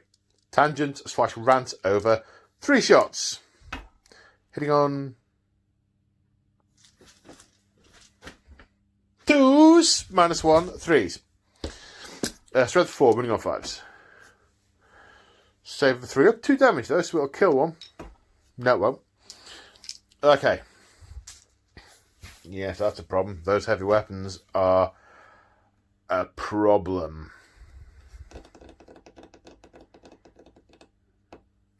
Right. What else have we got? Oh, we have not got a lot left. No, the dead pile's huge. We have not got a lot left. Maybe I should have got those intercessors out to help. I could have done. I could have got the intercessors out there to help shoot up that way. Shoulda, woulda, coulda, didn't I? Right, let's go around here. Right, this guy is going to point his pistol in the face of this Chaos Lord and blow it off. And blow his face off. Hits. Wounds on a 4. Wounds. Saves on a 3. Saves. Oh, so close. So close. Would have been so funny. Dodge this. Bang. Oh, you did. That's going to cause me problems. Right. So, these Inceptors. 6 guns in total. 3 shots per gun. 3, 4, and a bit. 5 guns. 6 guns. Hitting on 3s against these raptors. No re-rolly. Shame. That was a 3. Put it back. Strength. I'm sure someone said to me in a comment that these are strength 5, and I got the strength wrong. And I did a very bad thing by getting the strength wrong. I did get the strength wrong. These are strength 5. It was a bad thing. Winning on 3s. Take away the ones that don't wound. This isn't going to be enough to wipe out the unit. That's a shame. -2 saves of 5 up. 2 save, killing 1, 2, 3 raptors. Let's kill the 3 at the back, shall we? Oh, the plan's not working. Things aren't being dead. It's because you've not got much of an army left to hit them with, Paul, because you were eviscerated in turn 1.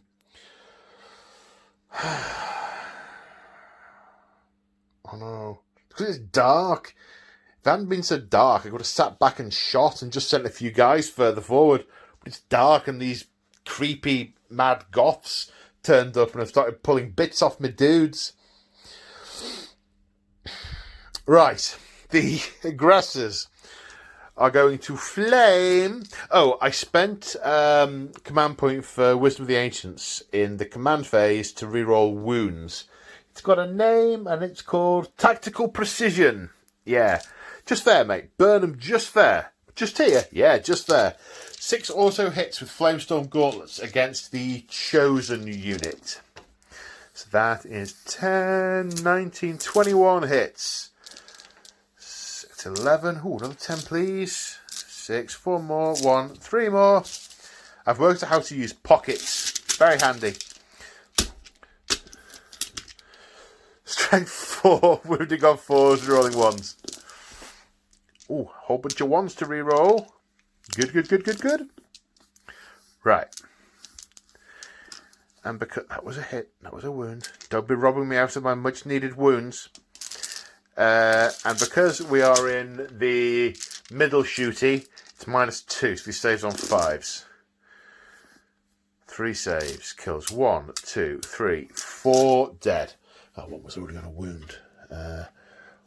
1, 2, 3, 4, kill a near one. And you can be on a wound.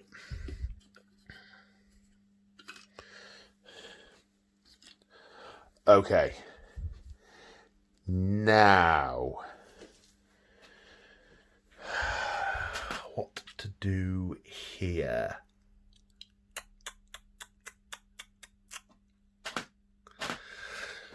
I wonder what I want to be more dead. The Land Raider, or what am I even thinking about? The Land Raider has las cannons. I'm a dreadnought. I want to kill the Land Raider. Going to kill the Land Raider. Use the big air shooty gun to shoot the air flyy thing. The storm bolters to kill. Both units have 3 wounds. They're exactly the same to kill. Which do I want dead more? We use the stone bolters to kill the chosen, and the onslaught cannon to kill the character. Okay. Right. Killing the character with the mini onslaught gun. Let's start there. Let's start on a high. Hitting on 3s. Yeah. Because he doesn't have he normally has the stone bolt get plate, that guy. He doesn't today. I'm regretting my choices. Come on, brain, what are you doing? You've hit. So you're wounding on 3s. 5 wounds. -1 because it's a heavy gun. Saving on 4s. Oh! Oh, it's got 2 wounds left. Someone's going to have to punch him to death. Early. The Storm Bolters against the other dudes. So other dudes. Hit, wounding on 4s. Saving on 4s. One of them takes a dead. One of them takes a dead. Okay. Now, the Icarus Dock. The Hellblade ran up the clock. I had a rocket launcher. I shot it down. Icarus Dock. Icarus rocket pod. Heavy D3. 2. +1, -1. Hitting on 3s. 1 hit. Wounding on a 3. Definitely a 6. It's strength 7. I think it's toughness 6, that guy. Come on, what's the minus? -1. Have I read that right? Or did I just make it up? Icarus Rod, but -1. Alright, wounding, saving on, not that. 2 damage. Oh, so close. So close. It's nearly dead. And the big plasma cannon of doom into the Land Raider. Big number, big number, big number. How well charged are the plasma coils? Ugh. Has it got... It's got... Ugh. Can't even kill it. -1 because it's behind a cloud of smoke. Hits. I didn't say whether I was overcharging it. I probably wasn't going to, if I'm very honest. Oh no, hang on. Having looked at it, yes, I would. I totally would. Because it only just doesn't do D6 damage. I thought it did D6 damage. I must have read the wrong thing last time. No, only 3 damage. Yeah, I would totally have done that. Was that a roll to hit or a roll to wound? It was a roll to hit, it must have been. Wounds, -3, save on a 5. Oh, God. Yeah. Okay. Right. Please tell me there are more guns, Paul. There must be more guns, Paul. Alright, I've got to decide what to do here. He's got some kind of wrist-mounted gun. I might put that into the Raptors. Let's see what he's got. Yeah, it's unlikely to kill a Terminator, so let's fire it at the Raptors. 3 hits. 1 wound. Saves. Now, the question is where to put the intercessors. that line of sight looks pretty obscured. I have to go out. Can they realistically see those raptors? It's kind of hard to tell from here. Yeah, they probably can. I mean, the raptors are hovering on jets. So yeah, yes, they can. So they're all options. But I'd rather they shot down here to kill these things. But I don't think I've got that choice.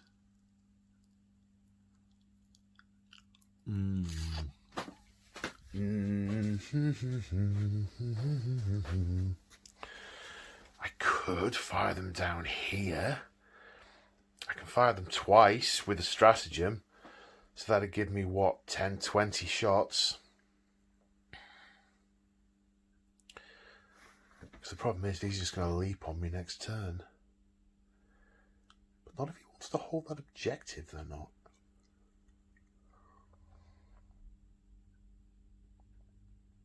Let's take advantage of the fact that he's going to want to stay here to control this side of the port whilst his reinforcements pour in.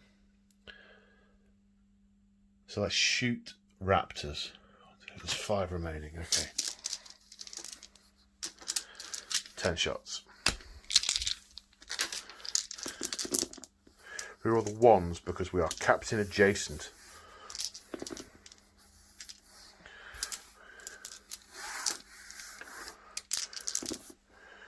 Oof. 2 wounds. -2, yeah, kills 1. Okay, get rid of that one. Well, it's helped. Not a lot. It's helped somewhat. Maybe they can jump on them and kill them. Speaking of jumping on them, is it that time already? Right, who's fired? Do I want to fire them again? How many command points is it to do that? Let's have a look.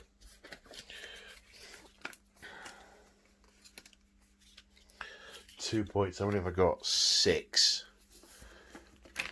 Realistically, mate, what else are you going to use them for?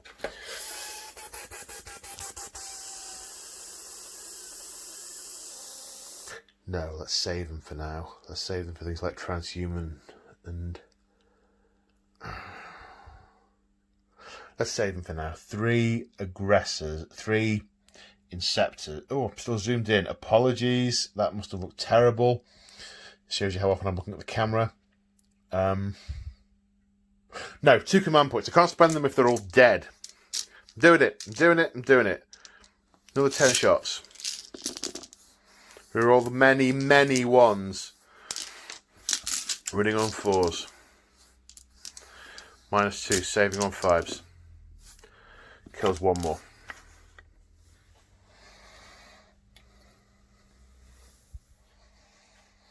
So that's 3 for the Inceptors to deal with. Right, the charge phase. Interrupting is going to be a pain in this turn. Right, first off, the captain is charging this Chaos Lord in. I'm going to put him... Where am I going to put him? Do you know what? Oh. He's going there. The cannon's been knocked down in the combat. And these two are about to go at it. I totally need a picture of that. I'll be right back. That's the thumbnail right there. I wish the Atramentar could heroically intervene. I really do. Right, these guys doing the thing with the thing. Charging the things. Ooh. Oh, there's a thing. With the charging and the hitting with the feet. Not great for small units. Okay, right, the aggressors are going to charge these 2. They're in. And the problem I've got here, what you think is he can heroically intervene. Oh, I'm messing the scenery up, folks.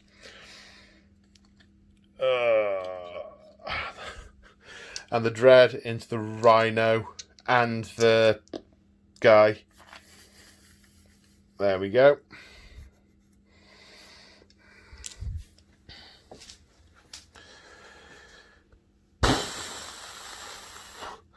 The problem is that there's a whole bunch of fights I want to do first. And interrupting is going to be a thing. But I think that I cannot not do the captain against the Chaos Lord first. So the captain has 5 attacks base, +1 for charging, +1 for his warlord trait. So that's 7. His warlord trait also gives him +1 to attack and +1 to wound. So he's hitting on 2s. Because of preferred enemy, he's rerolling the 1s to hit. Hitting on 2s. 3 1s to reroll. Okay, 7 hits. Right, the strength of what's it called again? It's a relic. The Burning Blade. +3 is 7. So that's going to wound on 3s. However, warlord trait is going to wound on 2s. 2 1s there. Okay, so that's 5 wounds. This is -5. So 4 plus Sigil of Corruption. Or I like to think of it as just a Cataphractus who's a Terminator armor because he's not corrupt. 4 plus saves. 4 get through. And the Burning Blade is 2 damage each. He has 7 wounds. 2, 4, 6, 8 wounds. He has been laid low and triggers his teleport homer to take him back up to his strike cruiser. Woohoo! Okay, so the Chaos guy is going to interrupt. Spend 2 command points with the Master of Executions, who has some attacks, probably. 1 minute. 6 attacks in Chi-Chi, hitting on 2s. 2 1s. Would I re-roll those for any reason? Because I want to? No, tragically not. Okay, strength 8.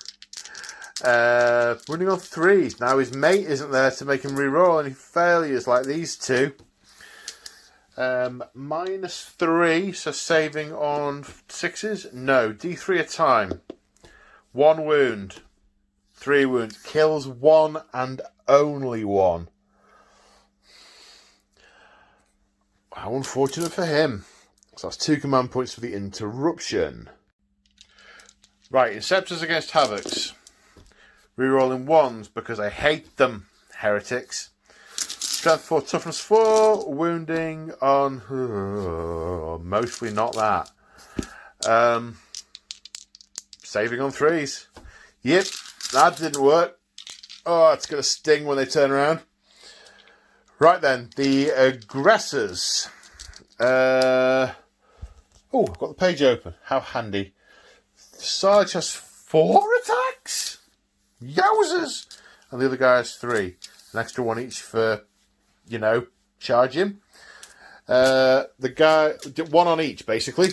Against the Master of Executions. It's -1 to hit, presumably. Yes, so they miss. 2s. Reroll the 1 because reroll to wound and because of Wisdom of the Ancients. 3. Are these a flat 2 damage now? They are a flat 2 damage. 6 up saves.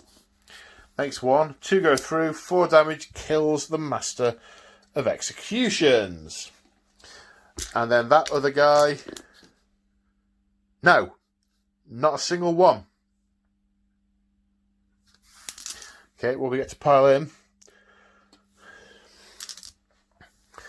Then against the Rhino, 5 attacks. Lots of hits. Wounding on 3s. Many lots of wounds. What's his minus? Come on, Dreadnoughts. His minus is 3. So saving on 6s. 1 save. 3 plus D3 each. So it's 2, 4, 5, plus 9, 14. That kills the Rhino, which explodes. Oh, the admin. There's 10 guys in the Rhino. We'll do that first. Who all live. I always think the explodes result should apply to the people in the vehicle as well. I think it's... Right, let me check the Rhino explosion rules. Okay, so it's D3 to everything within 6 inches, which is a lot of things. This unit, 3. Kills the one that was on 1 wound, and kills another one. The rhino behind it, for 1, puts it down to 9 wounds. The dreadnought, 2 mortal wounds. What's it down to 5? The aggressors, 2 mortal wounds, leaving one of them on a single wound. The guy who's standing there has died. Is that everyone? I think that's everyone. The Land Raider, 3 mortal wounds, down to 5. That is everyone, I think. Now let's get these passengers out. Then these raptors will get to fight. So the guy with lightning claws was charged. He's going to have 6 attacks. The guy with the flame is going to have, is that right? 3 for being a champion, 1 for being attacked, 2 for like, yes, that is correct. And then the other guy's going to have 3. Okay, so the guy with the flamer, it's twice Death to the False Emperor. Hits 3 times, wounds on 4s, 2 wounds, saves of that. Nothing there. The guy with the chainsword, no rerolls, 1 hit, wound on a 4. No, it's a 5 to wound now, of course. Right, now the lightning claws. Well, they're obviously very disturbed because the Chaos Lord's just been taken out. 2 hits, wounding on 5s with a reroll. Nothing.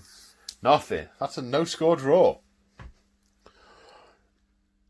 Okay, so over here, we now have this Chaos Lord fighting this Intercessor. Ooh, Death to the False Emperor. He's dead. Well, I say he's dead. Technically, he might not be. He could roll all 6s. It's strange that he's dead.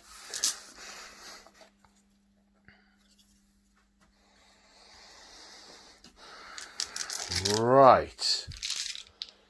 So that's the end of the fight phase. 1, 2, 3, 4. Okay, so sorry, just looking at casualties. These have These Havoraptors have lost 5. That's a big fail. So 1 runs, and another 1 runs, just leaving the champion. And the other 2 firing their jets and taking off skyward, whilst he's failing to impale his claws through the Gravis armour. Who else has lost dudes? The aggressors have, and they are close to 2 Night Lord units. But they're good. With a 1, they're very good. The Havoc's lost, but they can't fail. So that's it for Fulminators turn 2. It was a pushback. Will it prove to have been enough? Well, we'll find out. Night Lords turn 2. So the Night Lords have moved. What's gone on? So well, he's not standing straight. That's what's for a start. So over here, the Havocs have moved around here to get better line of sight. These legionaries have got out because we are intent on murderizing that tank and the occupants. And even if we don't, we want to shoot those things and kill them dead. So that's what's going on over here. The Hellblade has weirdly and etheric and warpily moved forward and turned a bit. And will shoot at something it's flown over. The smoke's cleared around all the transports that move forward.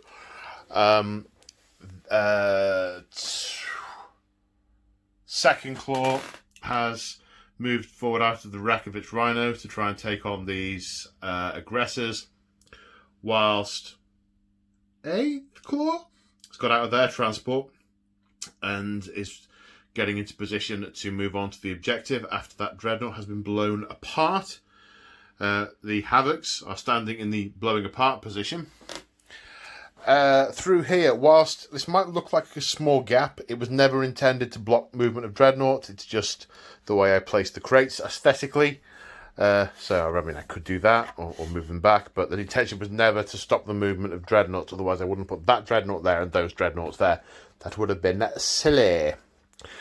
But this dreadnought has advanced onto this objective at the instruction of the Shadow Eater, who has urged this pack forward to kill those, whilst he flies over here to rescue, in inverted commas, that guy. Or more, he wants to take some of these Inceptors and pin them to his trophy rack.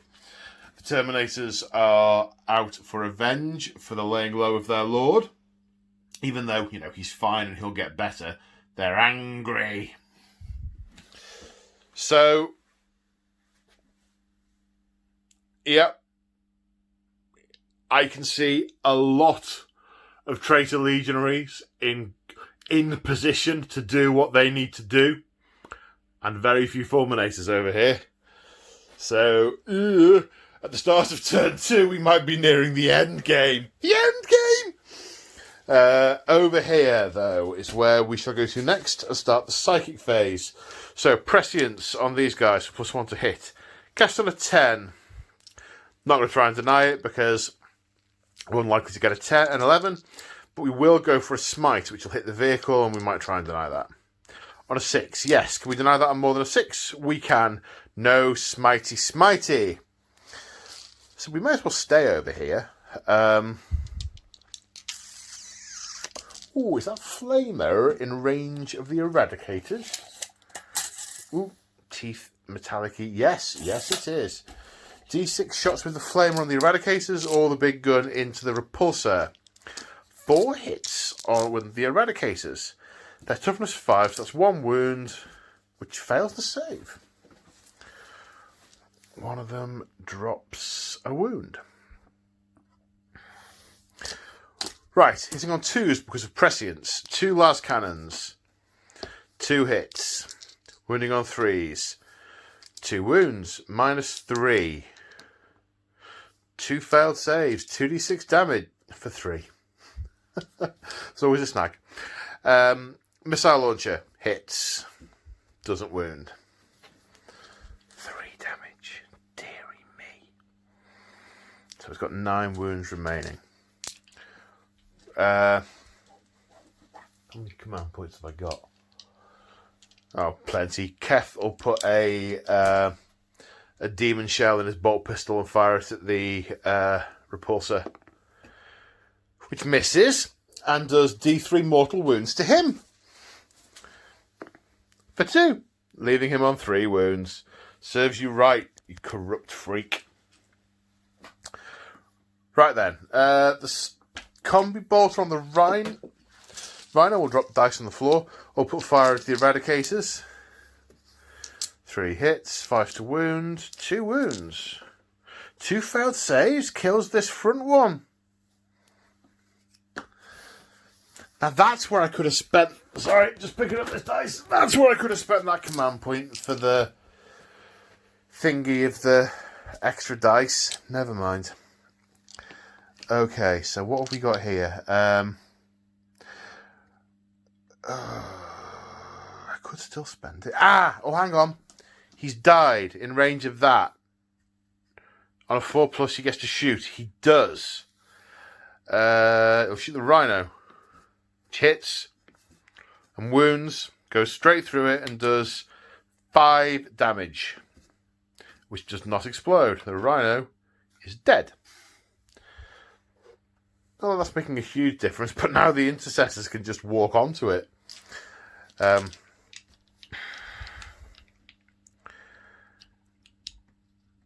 Okay. What next?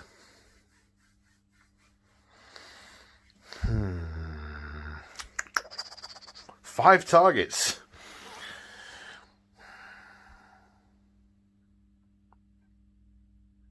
Let's put all the plasma of the autocannons into the repulsor, and all the mass reactives into the eradicator.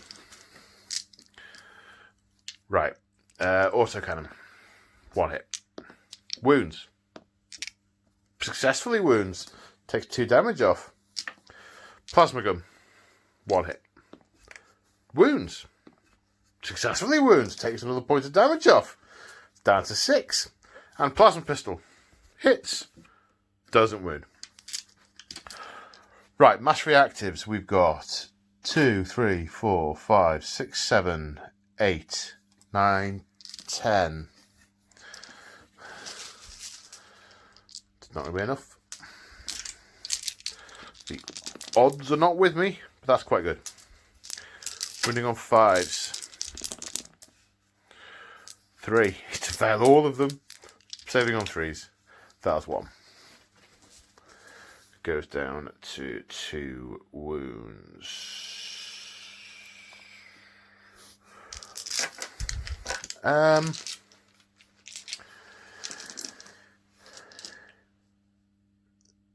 Okay, the Hellblade, as it flies over, will strafe the big vehicle, because we're all about killing the big vehicle.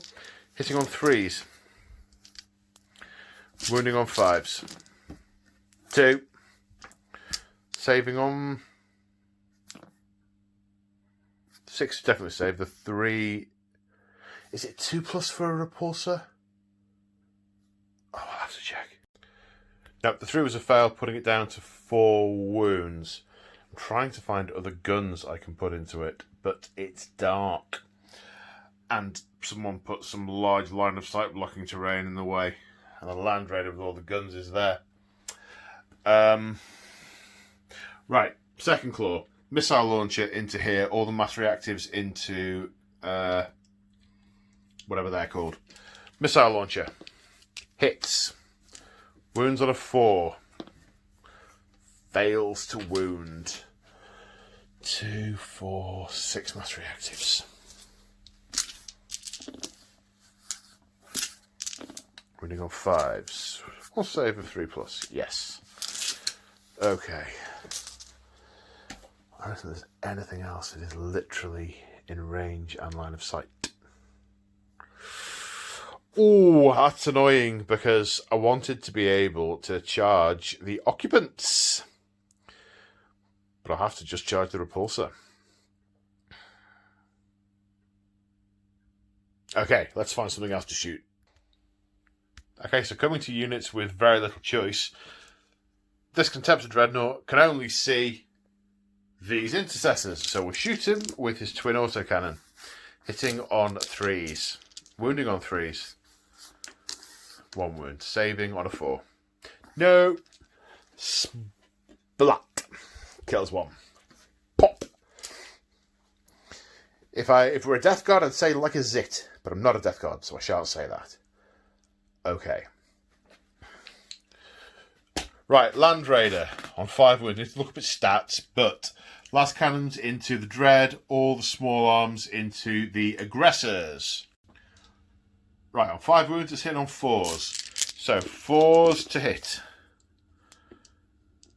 4 misses. Okay, heavy bolters into the aggressors. 3 hits. Wounding on 4s. 1 wound. -1. Saves. Combi stuff. 1. Saves. And Havoc Launcher. Oh, a save against the Havoc Launcher. Fails. Which kills the guy on 1 wound. Right then. You aren't still meant to be there.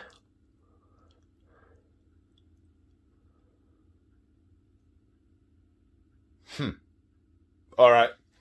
Let's come over here then.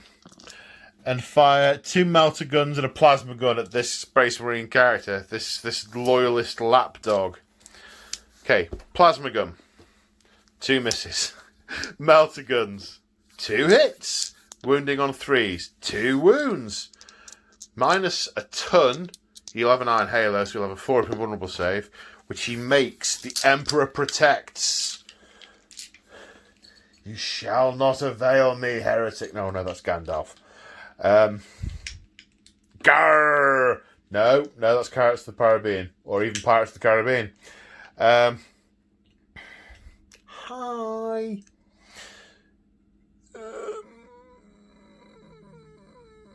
Fire the Raptors or something, Paul. Okay. The melter gun and the plasma pistol. Is it pistols or pistol? And the plasma pistols will fire at the dreadnought. No overcharging. What should we do? Here. Melter gun. No. Plasma pistols. 1. No. This is where... No, he can't. The plan, it was going so well. For you, maybe, heretic. Right then, so fired 3 of them. There are 9 left. 9 minus 3 is 6. 6 bolt pistols into the intercessors. Saving on 4s. Saving on 3s. 1 fail. 1 guy takes a wound. Wrong pocket. 1 guy takes a wound. Right.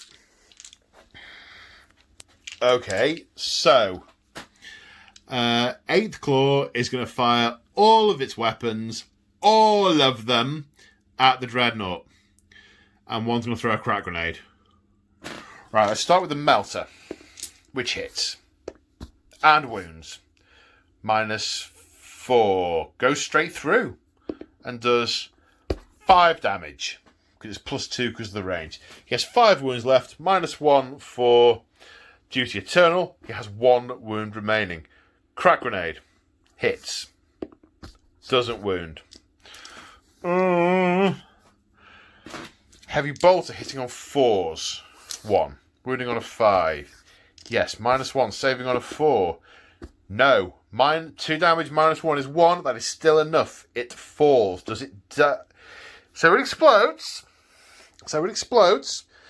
I think Dreadnought explosions are kind of wee and poo now. Let me check. No, the Primaris ones aren't. They still explode. Good. I didn't check the range, though. Is it 6 inches still? On a 6 inches, yeah. All right, the Aggressor. 2 wounds. Puts him down to 1 wound. The Havocs. 3. Nearest guy. No, wrong pocket. Next nearest guy. Right, who else? The unit that shot him. 2. Oh, just kills a guy. The other claw. 3. Kills the guy who's nearest. Oh, sadly him. And then he takes a wound. The Rhino takes 3. The Land Raider takes 3. 2 wounds remaining on the Land Raider. I need a Tech Marine. And these Havocs will take D3 for 1. Where are you? Where's the also cannon guy? There he is. Is that everyone? I think that's everyone. And this honourable ancient is brought low, hurls his body in the gap so that the heretics will not assail this port. And his sarcophagus is laid low. Maybe his remains survived. Maybe he can be repaired. Maybe they have the technology. And there is enough light and line of sight for these Havocs to be able to see those intercessors. So the Havoc champion is going to shoot the Aggressor with his plasma gun, and all the other Havocs are going to shoot the intercessors. So plasma gun, 1 hit, wounding on a 3, doesn't wound. That's fine, we want to charge him. Right then, Reaper chain cannons.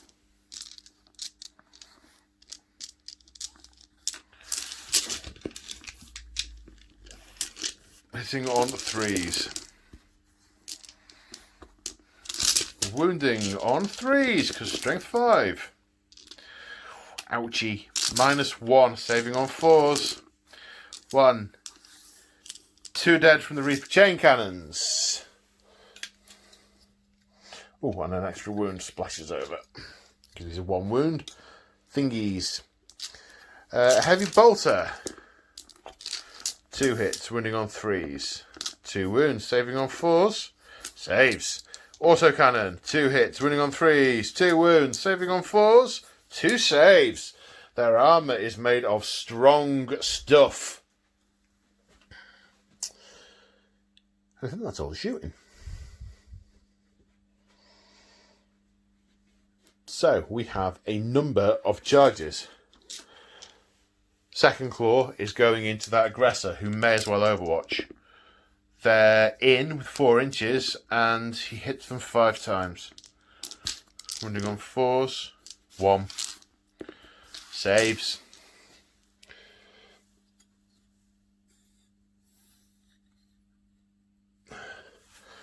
And 8th claw are going in as well.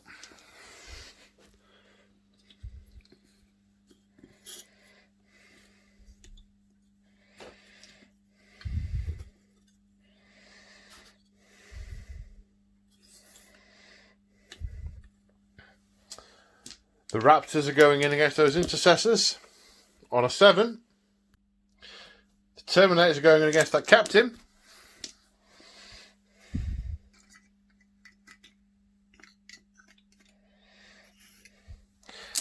And the Shadow Eater is going in against these Inceptors.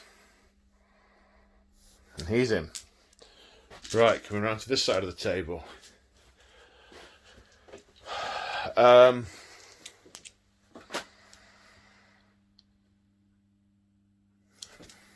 Yeah, with 4 wounds, yes. Left, absolutely we are. This unit is going into the Repulsor. There's no point in using Grab Field. May as well spend the point on Overwatch. 7 inches.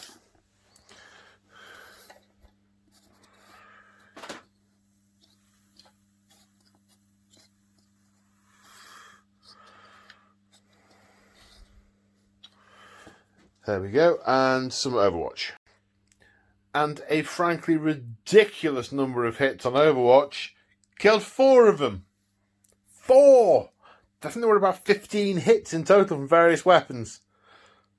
4!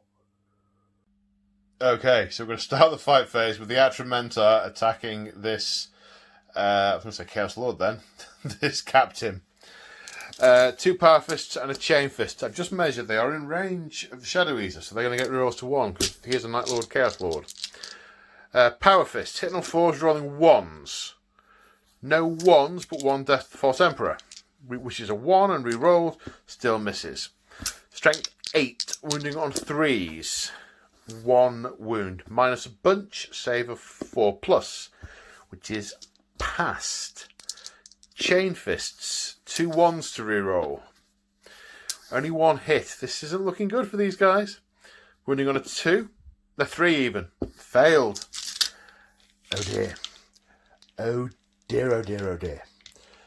Now, do I want to interrupt for 2 command points?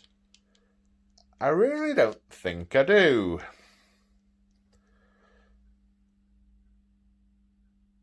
No, I don't. Okay, so the Shadow Eater himself, with his 7 attacks, hitting on 2s, rolling 1s. With 3 Death to the False Emperors. Reroll that 1. Which is a boatload of hits, of wounds. Attacks, hits. Strength 5, toughness 5, wounding on 4s, with a reroll, because Claws of the Black Hunt. Okay, -2, so saving on 5s. Last 3 saves, but these are D3 each. Ooh, that dice should have moved over. 1. 3 is a dead guy. 2. 3 is a dead guy. 2 dead guys.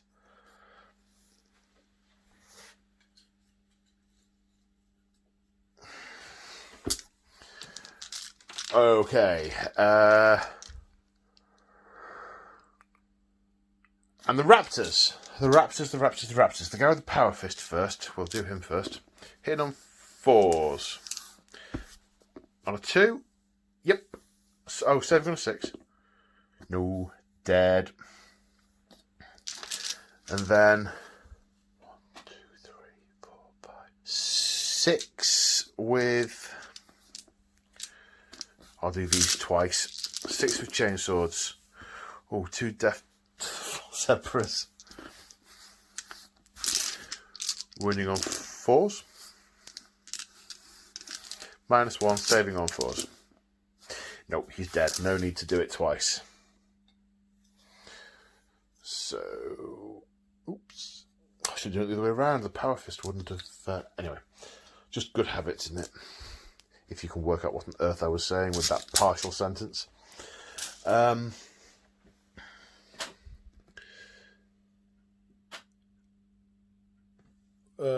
Right, okay. We'll do... We may as well activate 10th Claw. I'll do the champion first with his power fist, which hits once. Doesn't wound. Okay. 1, 2, 3 guys with chainswords.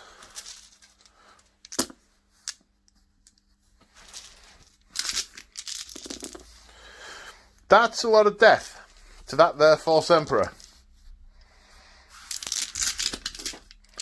On 5s. Yeah, weight and numbers, just dragging him down, carving him up like a piece of meat. 2 wounds, he dies.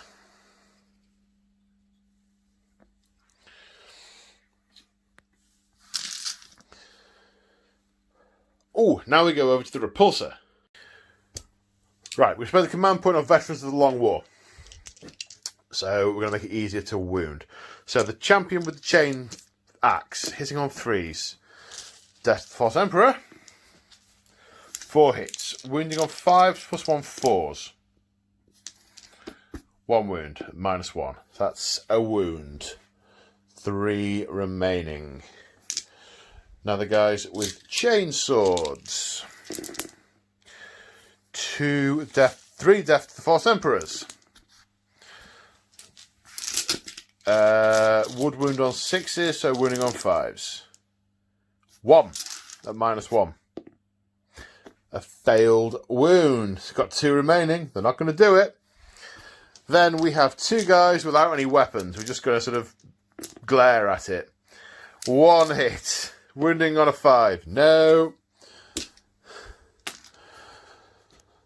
The repulsor presumably has attacks. Okay, now the Terminator... See, now the captain is going to fight back with his 6 attacks. Hitting on 2s. 6 hits. Wounding on 3s because strength 7. 2 wounds. -5. 5 up saves. 1. These are 2 damage each. The guy who was on 2 wounds is dead, as is 1 other.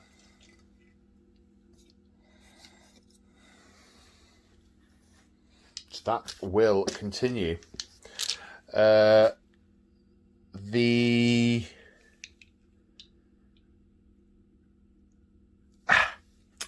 Messed up there. Shouldn't have done that guy next. Oh well, I did. The guy with the lightning claw is the champion of this raptor pack. Reroll the 1 because of his lord. 3 hits. Wounding on 5s with a reroll. 1. Saving on 5. No.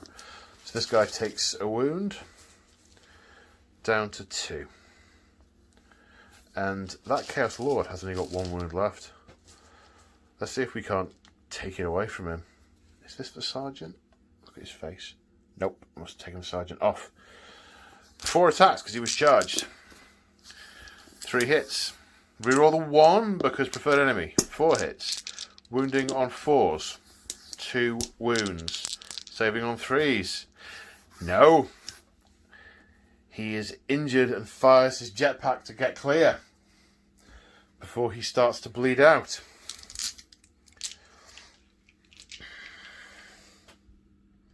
So, the sorcerer Keth is now in charge of the battle.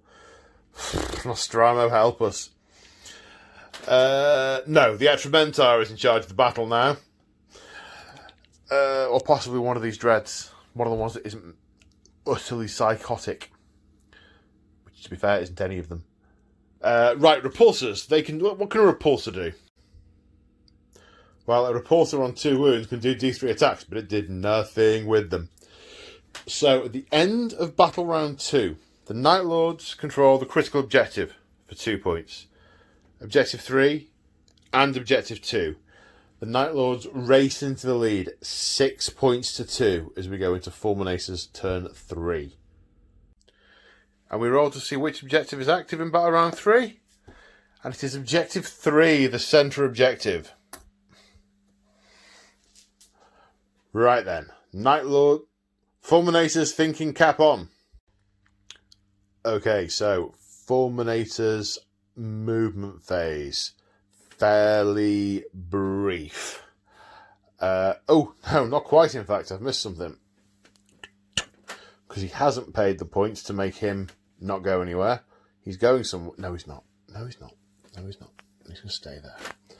He's going to stay there, and he's going to kick him in the nuts.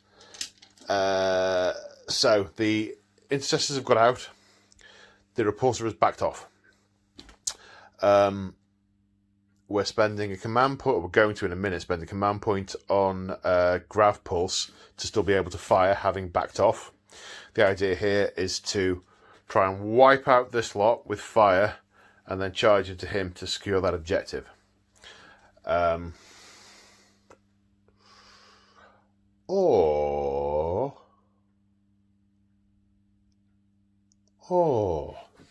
Ideas. I could move the 6 inches up to here, wipe that unit out, then charge that unit, and hold the central objective for about a nanosecond until I get land raided, havocked, 2 dread. No, we're not.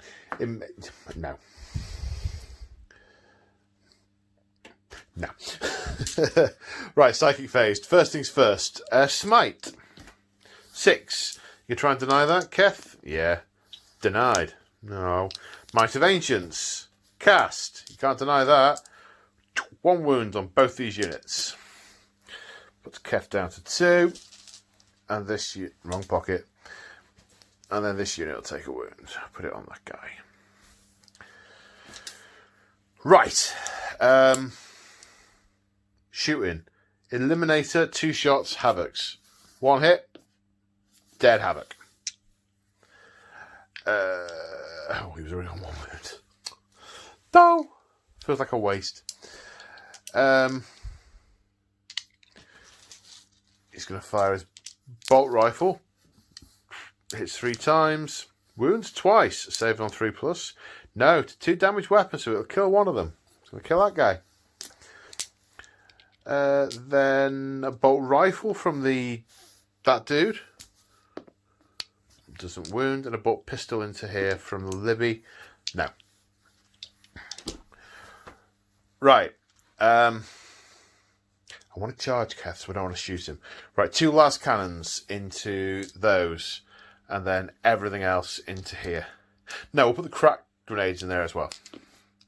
2 misses. 2 crack grenades. 1 hits. Wounds. No, it's an assault weapon. It goes through. G3. Kills 1.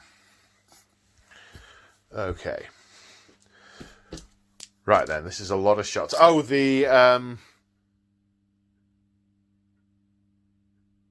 Oh, I just realised I flew the plane off.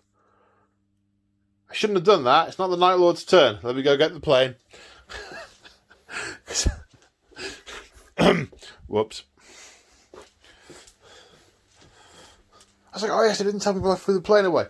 But it wasn't the plane's turn. Details. So the anti-plane gun will fire at the plane. Hits twice. Wounding on 5s. Wounds once. Just takes the plane out. Does not explode. Boom, swirly, swirly, crash dead. Right. Frag grenade launchers. Minimum 3. Well, they're all minimum 3. So 17 shots.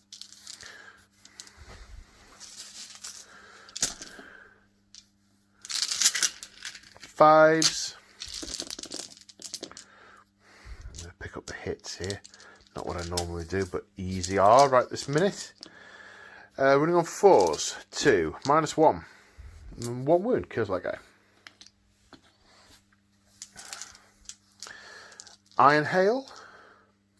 Iron Hail, yes. Everyone inhales. Otherwise I wouldn't breathe properly.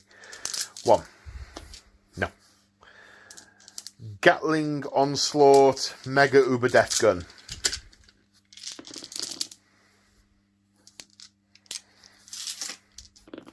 AKA the Heresy of Belisarius Crawl. 1 wound. Fails to save. No, this unit has not been successfully wiped out. So, let us intercessor it. 20 shots needed. 5, 10, 15, 19. One more. Hitting on 3s.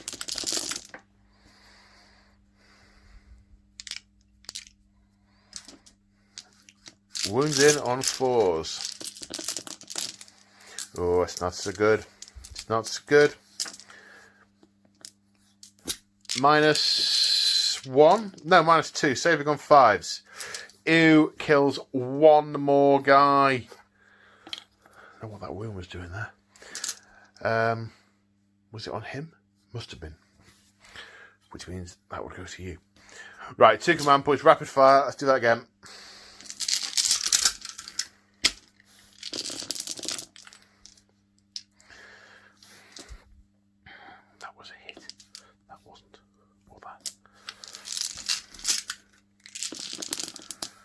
Ew, so many not wounds. Saves of 5. 1, 2, 3, 4, 5 fails. Kills you and you and you. Just the champion left now. That's it for all you lot. 3 pistol shots into that Terminator. 3 hits. 1 wound. Saves. Charges. Intercessors into that and that. No Overwatch. 5. Oh, it's not enough. Oh no. There's nothing I can do about it.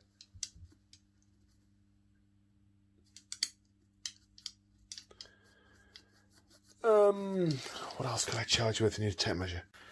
Can get a 12-inch charge with the guy with the melter rifle because he's going over a barricade. Oh! I am totally checking that again. No, it was just under 10 inches, making it a 9-inch charge plus 2, 11. He makes it in. 4 attacks. 2 hits. Reroll the 1. No, 2 hits. Wounding on 4s. No. Saving on a that. Oh, but now he's going to get a hit back. Oh, shoot. Right, the ongoing combats first.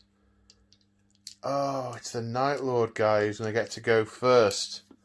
Ew. What's he got? Is that a fist or... No, it's a fist. Okay.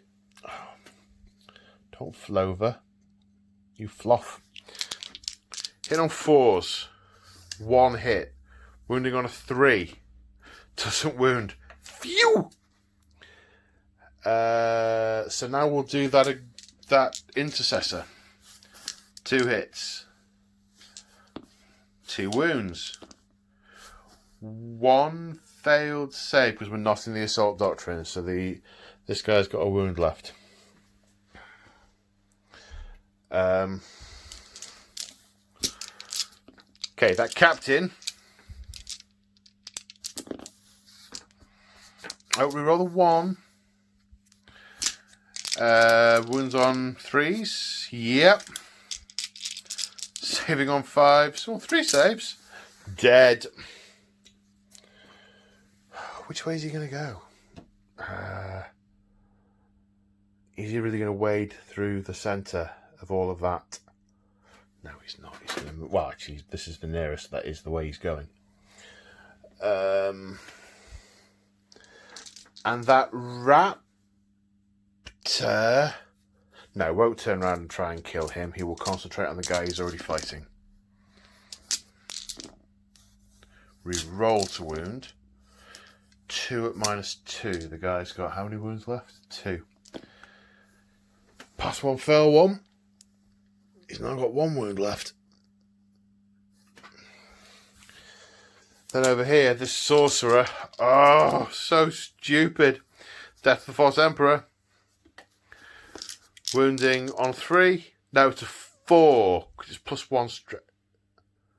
I'm going to check this. Yep, so that was 2 wounds. Saving on 4s. Yay! The Gravis armor holds up. Whoop, whoop, whoop. Right. Yeah. I remember watching a football match when I was little, and I was wondering why the players weren't celebrating, because they just scored a goal. And the commentator obviously must have been reading my mind, or other people's minds, and he said, no, you don't celebrate like that if you're 7-0 down, or 7-1 down now. I'm like, yeah, so I shouldn't be whooping, because that. You know, that. So that is the end of Fulminators turn 3. Yeah. Okay, Night Lord's turn 3. Sorry, just on the morale phase. He's fine. He's very much not. Yoink!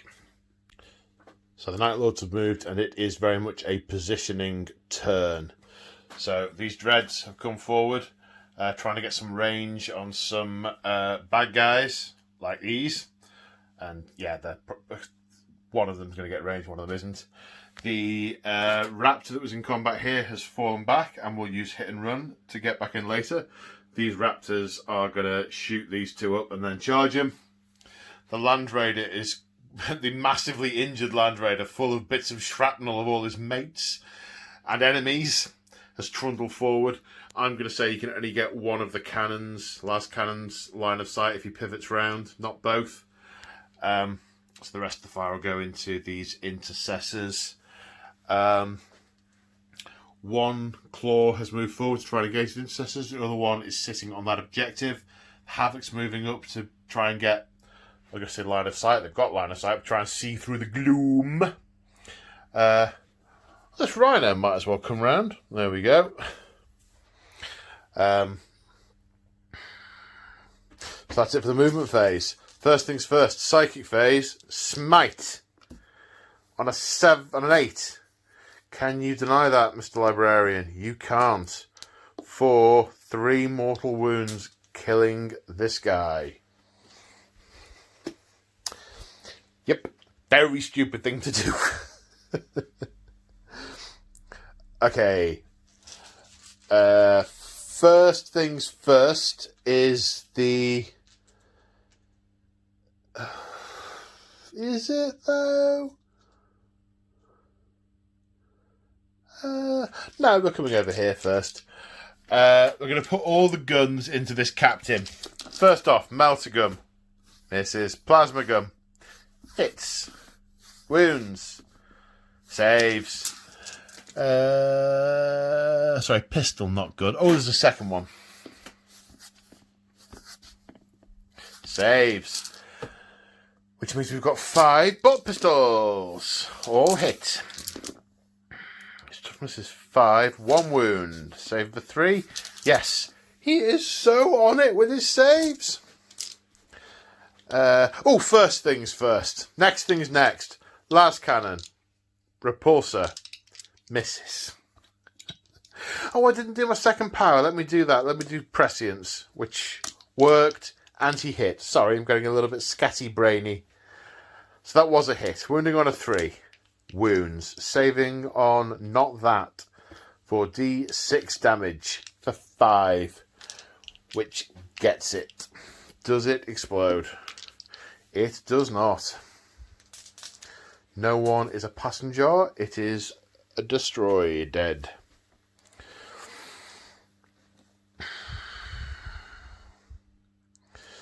So the Land Raider will put all of its gun...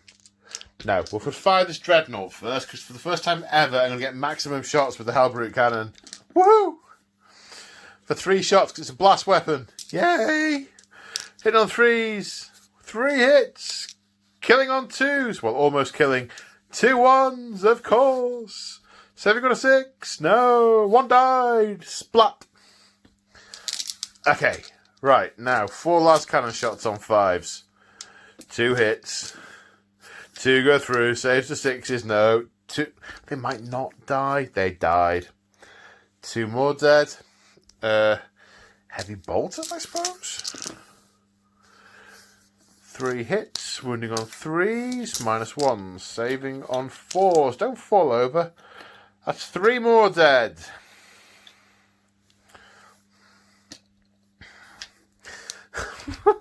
Havoc launcher, 6 shots. You see, part of me really wanted the Fulminators to withdraw successfully and in good order in order to... not disgrace themselves in the face of this Imperial defeat. And I'm sad. But the other part of me wanted to nail them to the walls. Armour saves. That's what it must be. 2 saves. 2 passed. Okay. So that... Oh, Combi Bolter. We've got to the stage where I'm just doing and not talking. I'm quite tired. I don't know how, but I've been doing this game for 11 hours. And it's not a very long game. It's been... I don't even know what that dice was. It probably isn't going to make any difference. It was a 2. It must have been a fail. So it's not a very long game. But it's somehow managed to take me absolutely all day. I've got stuff to... Yeah, I've got baking to do.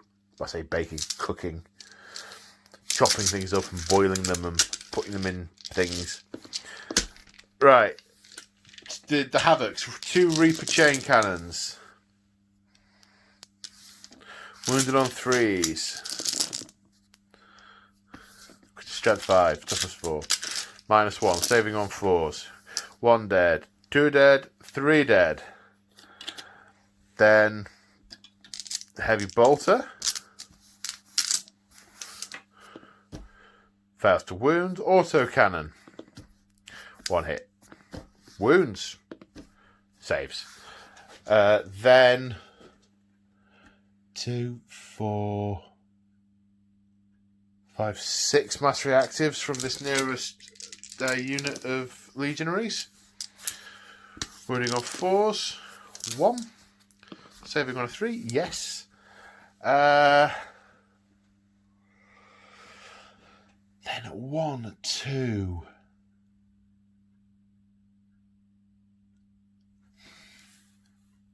2 and a heavy bolter.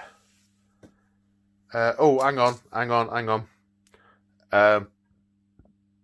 So there's 2 and a heavy bolter. Put a pin in that. There was a plasma gun from the halves. Hit. Wounds. Saved. Right, heavy bolter that did move, so no hits. And 3 mass reactives, I think I just said. 2 hits. 1 wound. Doesn't save. Last wound remaining.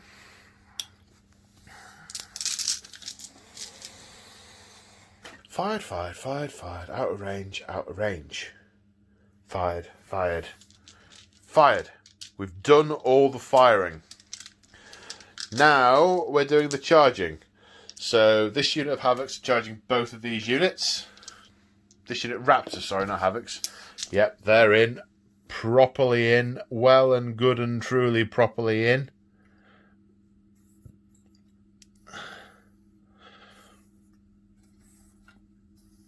And this guy's charging in over here. He does have enough command points to interrupt, so I'm going to attack the captain first. There's only one guy who can't attack the captain, and that's this guy. And actually, if I pile him in to up here, he can attack the captain. So they can all attack the captain. Right, so first off, there's the Power Fist. Let's do that first. Hitting on 4s. Well, they're 3 1s, so no. I wonder if the guy could just kill him with the butt of his melter gun. 1 hits, 1 wounds. He fails the save, so he breaks the guy's nose, leaving him on 1 wound. We have 1, 2, 3, 4, 5, 6 guys with chainswords left. 1, 2, 3, 4, 5, 6 guys with chainswords. That is an awful lot of 6s. 1, 2, 3, 4, 5, 6, 7. 7 death to the false emperors. Of which 6 hit. Obviously, maybe he's concussed, having just been hit in the nose with the butt of a melter gun. Well, no, obviously, he is in the centre of a swirling dervish. He is being mobbed. These things are moving at lightning speed past him. They're firing thruster jets in his face and hacking at him a death of 1,000 cuts. Oh, these are to wound. We already had hits. And his toughness is 5, so these 6 wounds, -1, so saves of 3 plus 2, so 4 plus even. Either way, the 1 is a fail, and that is his final wound. However, we have 2 command points, and we're going to murder some of these things before we fall over. 5 hits, wounding on 3s. 5 dead.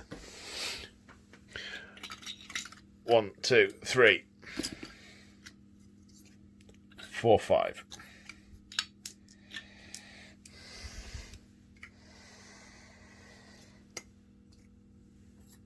As the captain falls to the ground and fights his way clear whilst bleeding heavily, falling back like many of his men who are no longer combat effective. He orders the general retreat.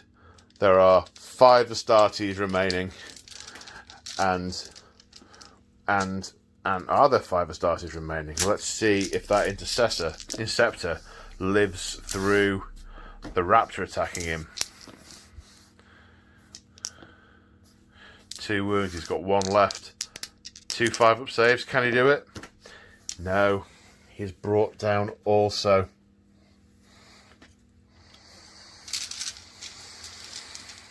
And we come to the morale phase. He cannot pass. He could pass if he rolls a 1. He doesn't roll a 1. And with 3 models left on the board, the survivors scramble backwards and try and get into the nearest transport and escape, as the fleet elements of the Night Lord's 53rd Talon start to harry the escaping vessels and pursue them from the planet. And a regretfully disorganised retreat as fighters take down Thunderhawks and mass transport vehicles full of civilians are shot out of the sky. Very few make it to the Fulminators fleet, which instantly disengages and quits Archimedes IX. And the sun does not rise again until the screaming has stopped, which only means that the people have no breath with which to scream.